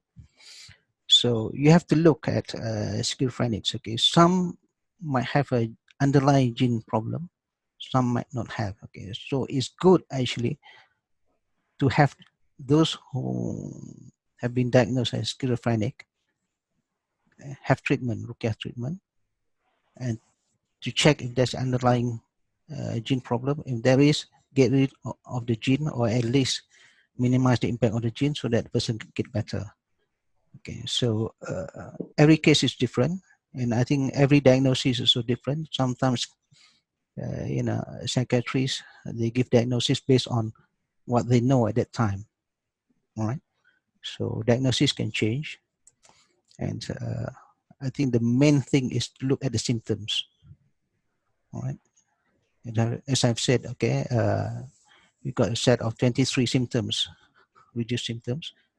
look at that, okay? Then if the score is, you mean the 4 more symptoms, then get treatment. And then you see, inshallah, those who suffers from schizophrenia as will probably, you know, see improvement in the health, in the mental health. Okay, Sheikh, don't next worry about the labels. Okay, labels are just labels. Okay, the names are just names. Okay, because we have 2 standards being used. Okay, ICD-10 and DSM-5, ICD-11 and DSM-5. Okay, for mental health. So you have different terminologies being used for the same symptoms, for the same disorder. So names is just names. Okay, but what you have to look at are symptoms, because you want the symptoms to go away. Sheikh, we've got next question. We have I think a few non-Muslims on the call as well. So question is, can a non-Muslim or non-Muslims apply any of these methods or principles? And if yes, what would you recommend as a starting point? Yeah, we have a few non-Muslims who come. Okay, alhamdulillah. Okay, we don't turn them away, and it will work as well. All right. First of all, okay, when I say we do Ruqyah, okay, what are you doing Ruqyah for? Okay, is trying to beat up the jinn. Okay, so a person, a non-Muslim who has got jinn inside, okay, when you Ruqyah, you are actually trying to get rid of the jinn so that the person can function better. All right, so we have, alhamdulillah, a few cases. Many, I wouldn't say very many, okay, a few non-Muslim who come to us, and alhamdulillah, they got better. And alhamdulillah, one of them has actually become a Muslim, okay, because of the experience of Ruqyah. Okay, and there are not one still thinking about become Muslim. But we don't put a condition that you have to be Muslim, because the Ruqyah itself is about beating up the jinn, getting rid of the jinn. Okay, but the person will still be vulnerable. Okay, because there is no mechanism of strengthening himself or herself. Okay, so that she can protect himself or herself from future attacks of the jinn, from another jinn coming in. So this is why we need the spiritual aspect to build on, because if you want to stop something which is invisible, a jinn, then you have to do it spiritually. Okay, next question is, can autistic traits interfere with the Ruqyah process? Yeah, autism, okay, and the ESD is a very broad spectrum nowadays, right? So to a very low end to the very high end, okay, it depends on which side of the spectrum, okay. If things are treated at the lower end, okay, lower end of the spectrum quickly, then inshallah you'll see progress, okay. If you know, it's been done late and the child is already on the very high end, okay, it will be a tough process, okay. You can help to reduce, okay, but it's very tough. When you talk about autism, it's not something you can fix in a very short time. So it's a process, okay, but it helps. Okay, next question. How does one suppress the head crawling and constant waswas of jinn who wants to cause madness? Okay. First of all, treatment is important, okay? And the thing is that you have to ignore everything. You have to train yourself to ignore, block all these thoughts, okay? So what's the best thing? How do you block your thoughts? Okay, the thoughts keep coming. If the problem is, if you entertain the thoughts, then you will get deeper into the problem. Let's say you get a voice and then you reply, then another voice reply. There will be no end to it, okay? It will just get worse, because every answer that you give, there will be a reply. So the best way is to block these thoughts, okay? And how do you block these thoughts? Is by making yourself busy, okay? Ignoring it. How do you make yourself busy? Through your eyes, through your hands, okay? By using your eyes and hands. let's say you're thinking of something, okay? Something comes to mind and ask you to thread a needle, get a needle and a thread and try to thread it, okay? You'll not be able to thread the needle if you still think about what you're thinking of, okay? You have to focus, okay? You have to focus with your eyes, your hands, and during that point, okay, you'll forget what you're thinking. So you easily block that thoughts. Same thing, let's say if you throw a ball, bounce a ball on the wall, all right? Bounce slowly, you have to focus. Bounce it faster, you have to really focus, okay? If you don't focus, you will not be able to catch the ball. And while you do that, okay, you won't be able to think of anything else because the thing is you're focusing on something else. So divert your focus onto something else using your eyes and your hands, okay? And that way you'll be able to block all the thoughts, okay? So all these negative thoughts, whatever, okay, the best way is to block it. You have to train yourself to do that. Some people can do it very quickly. Some takes time to train themselves, okay? But never ever talk to the voice because you'll be wasting your time. Next question.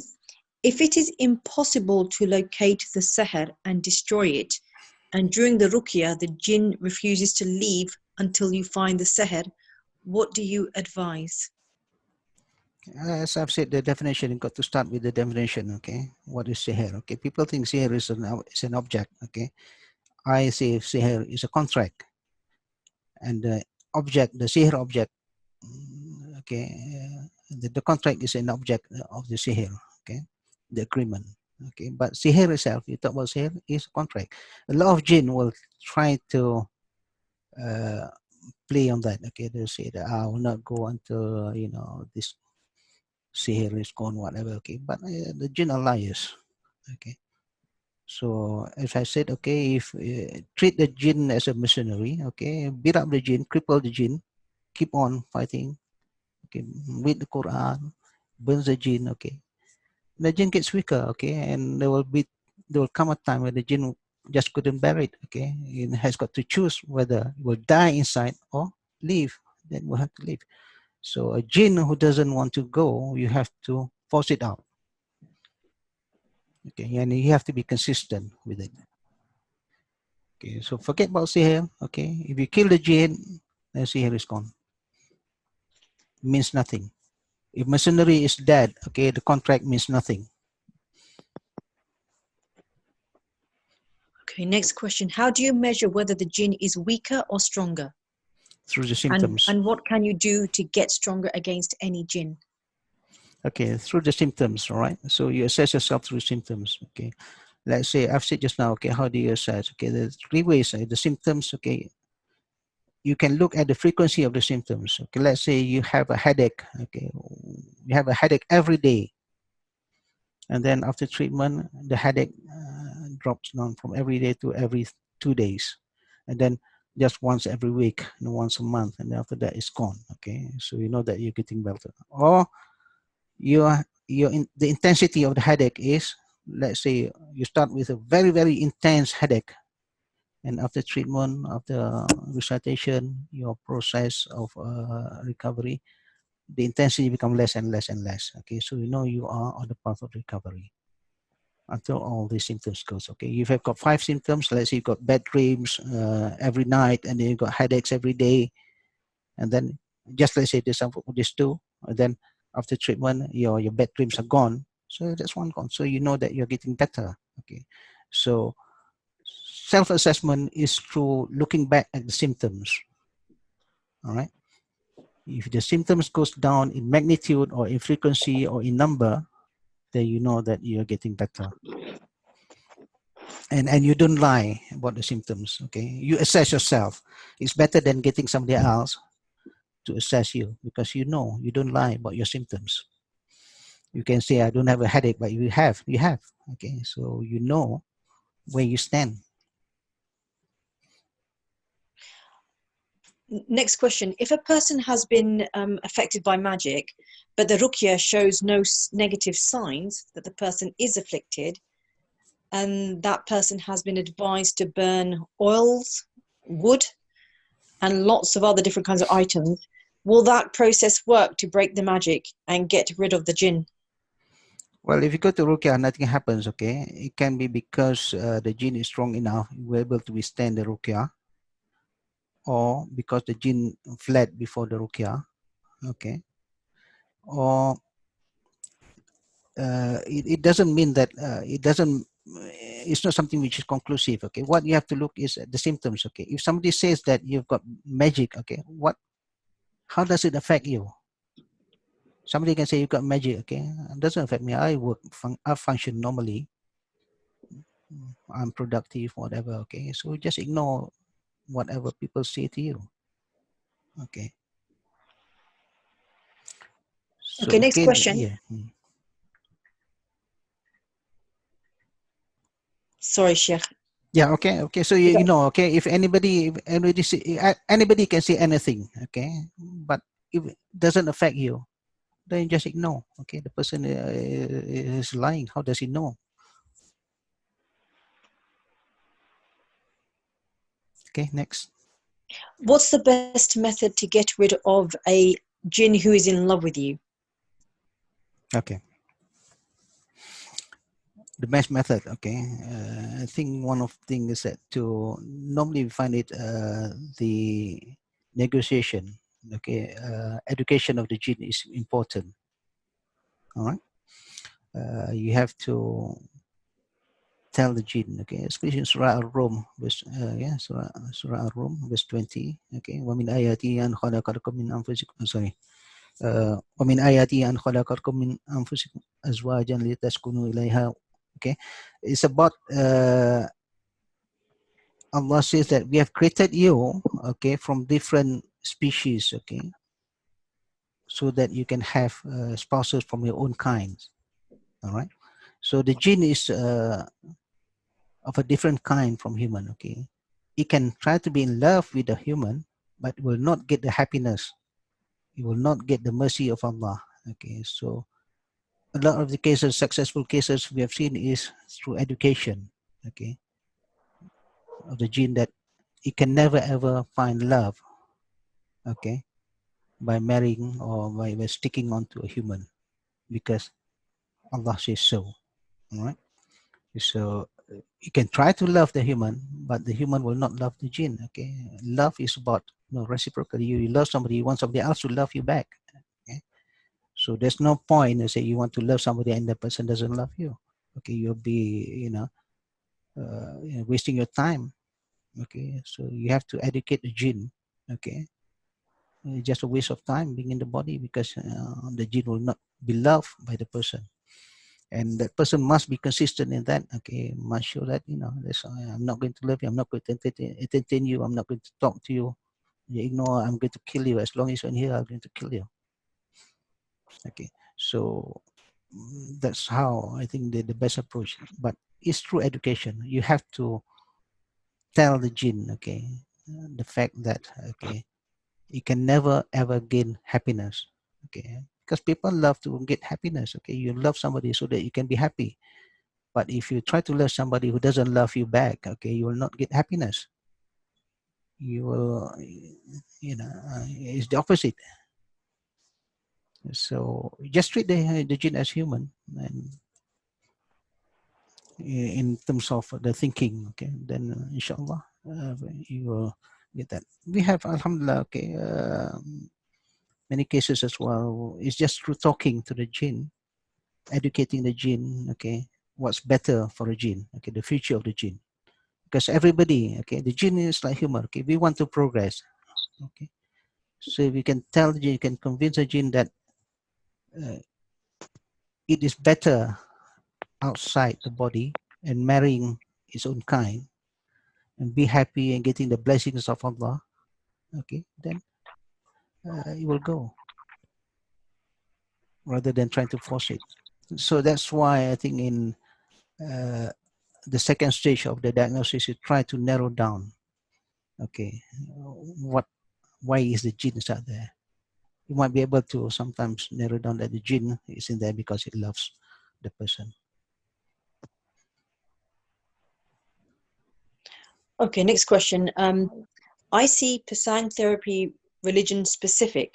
What if we have a non-Muslim client and he doesn't understand the Islamic perspectives? And let's say, for example, he may not choose to as well. What alternative method could we employ in that instance? Okay, the Muslim client wants to come to PISANG or doesn't want? Non-Muslim client. Non-Muslim, okay. So the non-Muslim, so the person's asked a question, I see PISANG therapy religion specific. What if we have a non-Muslim client and he doesn't understand the Islamic perspectives? Yeah, what I think, yeah, we put on our website, okay, that we don't discriminate whether a person is Muslim or non-Muslim. We put that statement in there, okay. We don't discriminate, okay. So any non-Muslims who come to us, okay, we say that yes, we're going to read Quran, okay. We'll do our part, okay, because people come for treatment, and we believe that Islam has got solutions, okay, health solutions for everybody, for human. The Quran is a method of treatment for mankind, okay. Islam, Ruqyah is not just for the Muslims; it's also for the non-Muslims. And Alhamdulillah, we have non-Muslims who come, and as I said just now, and one, at least, Alhamdulillah, has converted to Islam. There's no precondition. We don't give any condition that you have to be Muslim or you have to convert to Islam. No, that's the choice. The freedom of choice is up to them. Okay, our task is to deliver the therapy. What if the non-Muslim client doesn't understand the Islamic treatment or perspectives? Are there any alternative methods we could employ in that case? You don't understand mean doesn't believe that Islam, doesn't believe that if may not understand, may not believe that Islam is able to provide adequate therapy, or for whatever reason. Okay. So the person's asked. You have to differentiate between Islam and the therapy. Okay, they're two different things, right? Islam is the whole religion, everything. Okay, so if it doesn't believe Islam can provide the solution, that's something else. But if it doesn't believe the therapy doesn't, let's say PISANG therapy doesn't provide the solution, then they shouldn't come, because you come for the therapy, you don't come for Islam. So those who come for the therapy will get the therapy. If you don't believe that the therapy will work, might as well don't come. Okay. And is there a pre-session before the PISANG residential Ruqyah retreat? In other words, can the person get a scoring before taking part in the Ruqyah sessions? They can. It's better to have a session before, so that actually at least we know, okay, the extent of the problem. All right, rather than just come with surprise. All right, but we don't put any conditions. Okay, we try to help as much as we can. So if a person doesn't have time to come for a pre-session, and the situation is so critical, so they're so desperate that they want to come for the retreat instead. Okay, yes. And also before anybody comes, okay, we'll ask for the symptoms and we try to judge based on symptoms how bad the person is. Okay, so we can know that whether the retreat is suitable or not. Next question. How do jinns enter the body, and do jinns have the ability to enter and exit a person's body? Yeah. Okay. I'll start with this last one. If you can enter, then you can get out. All right. So if the jinn enters and says you couldn't get out, jinn is lying. All right. That's one. How does jinn enter? Okay, through many ways. Okay, through the openings or even not through the openings. Okay, because a jinn can transform itself from one form to another. Okay, as I said, okay, in science we know H2O. Okay, H2O in this room here, there's H2O, but in the gaseous form. All right. If I lower the temperature, it will become droplets, liquid form. And if I lower the temperature below zero, it will become ice. Okay, so it's still H2O, right? So the jinn can transform itself, okay, to enter human body to various ways. Okay, so we can go through the head, we can go through the foot, okay, because of the transformation from one form to another, or through the mouth, through food.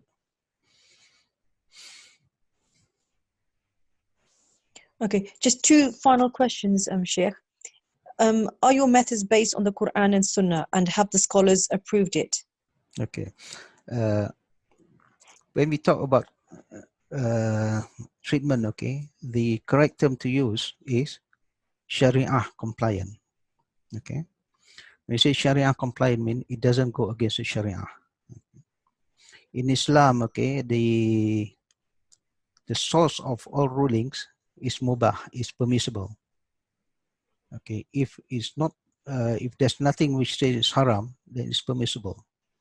Okay, if you want to take paracetamol, okay, for a treatment, then yes, that's permissible, even though the Prophet did not prescribe paracetamol. Okay, and if your intention is as a means to get, by taking paracetamol, means to get well, then that's good. Okay, that's permissible.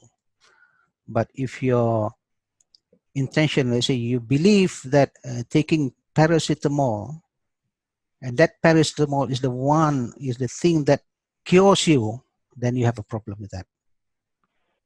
Okay, because cure is from Allah. Okay, so the two things there, cure is from Allah, but treatment is human. Okay, so you can have any treatment as long as it's not against the Quran and the Sunnah, it's not against Sharia, then it's compliant, and no scholars will reject it. Okay, So next. yeah, go on. I think this is the final question. Are there levels of jinn possession?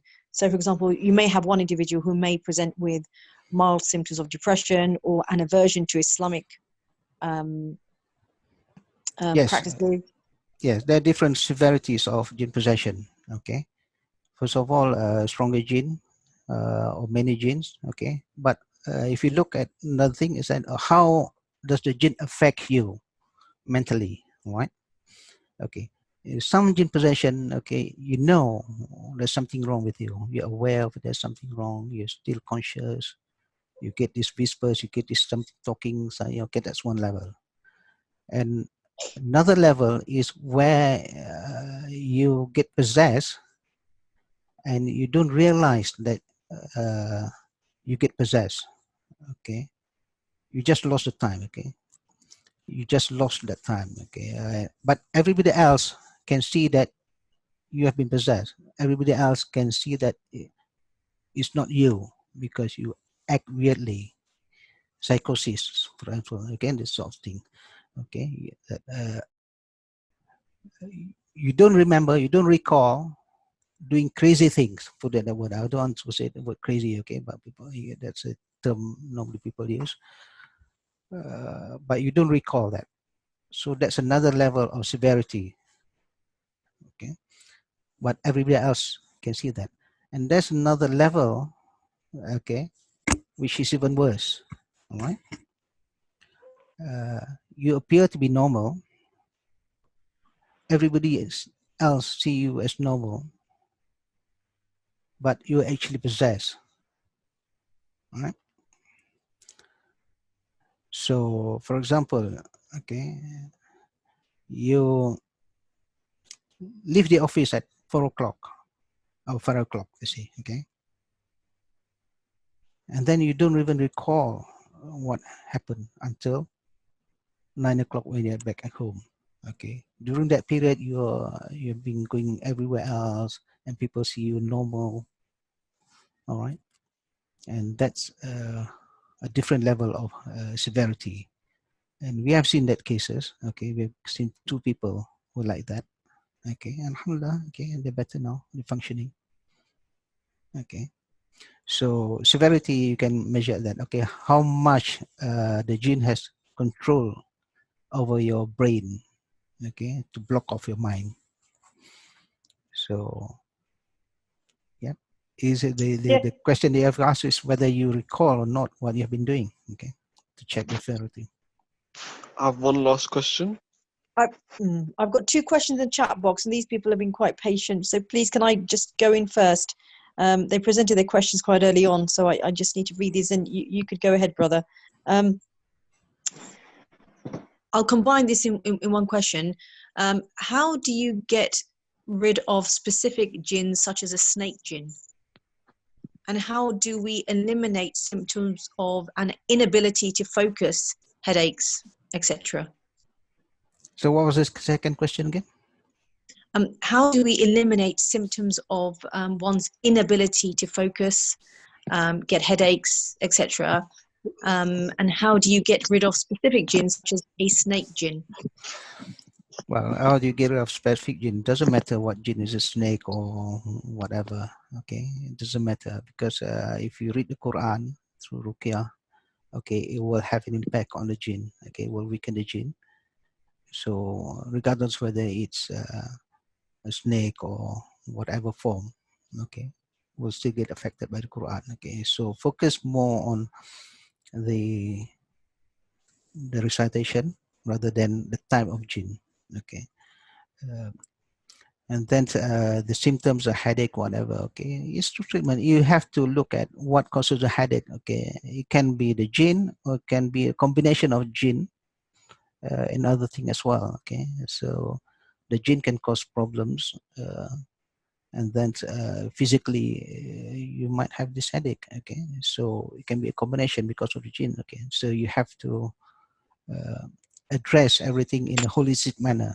Okay, so not just talking about jinn. Okay, you're not just talking about jinn. Okay, if you want health, then you have to think in a holistic manner: good food, good sleep, good rest and exercises and everything. Okay, so if you do things in a holistic manner and you add the Ruqyah to get rid of the jinn, then you get better results.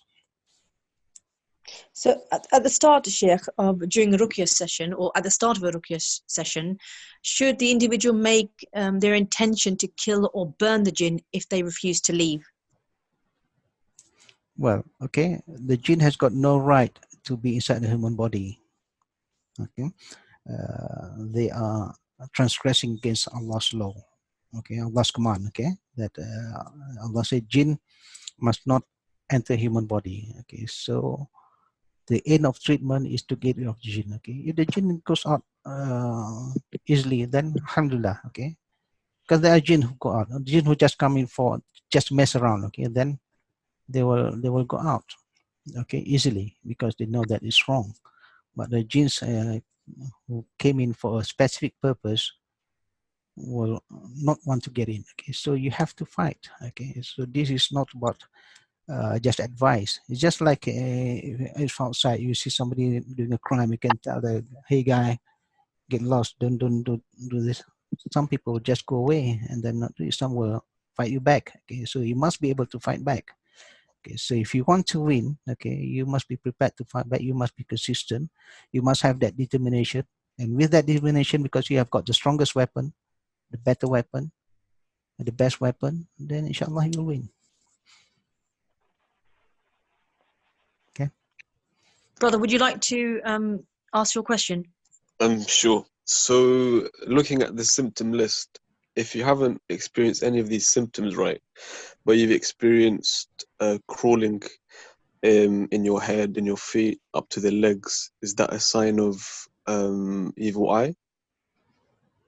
Or is that something biological? You have to look at everything, okay, from the health, okay, even from physical health as well, okay. So don't just assume, all right. So explore all the different good food, exercises, and everything, okay, and see if any of those, okay, will help you. Okay, don't just jump to a conclusion there is jinn or evil eye. Even the word evil eye, okay, there is no clear definition of what evil eye is. Okay, so people use the word evil eye sometimes just to say that I don't know, okay, or idiopathic cases, okay. So you don't know, you can't treat anything, they say evil eye. Okay, so that's what people be using the term for. Okay, So, but if you use the word jinn possession, you know what you're dealing with. You're dealing with jinn. Okay, it's like that. You know, you say, I'm dealing with bacteria, I'm dealing with viruses. You know what object you are dealing with. So if you say you're dealing with jinn, you know what object you're dealing with. You want to get rid of bacteria, you know, you have a process. You want to get rid of viruses, there's a process. You want to get rid of jinn, there's a process. So you know what you're trying to get rid of. So pay more focus on something that you can confirm. Okay, if the jinn, as I said, jinn possession, you can confirm. Okay, can easily confirm whether there is or there isn't. Okay, evil eye is just a concept. Okay, and even scholars have different interpretations of evil eye. Barakallahu feek. Okay. Jazakallah khair very much, Sheikh. Okay, we've gone a lot longer than we planned to. Okay. Jazakallah khair, you've been incredibly generous with your time and content. MashaAllah, tabarakallah, Allah mubarak. Everyone's hugely benefited from your talk and Q&A session. Okay, alhamdulillah. How can people contact you, Sheikh, if they have any further questions or they require an assessment? We got our website, the email is there, and then the phone number is also there. Okay, so sisters and brothers and all, you can access the Sheikh's website from the poster, because it's been advertised on his poster. And you know, feel free to make sure that you present any inquiries. Okay, Jazakallah khair very much. We're going to end the session now. Thank you to everyone for taking part, and Jazakallah khair once again to Sheikh Hamidi. Thank you very much. Thank you.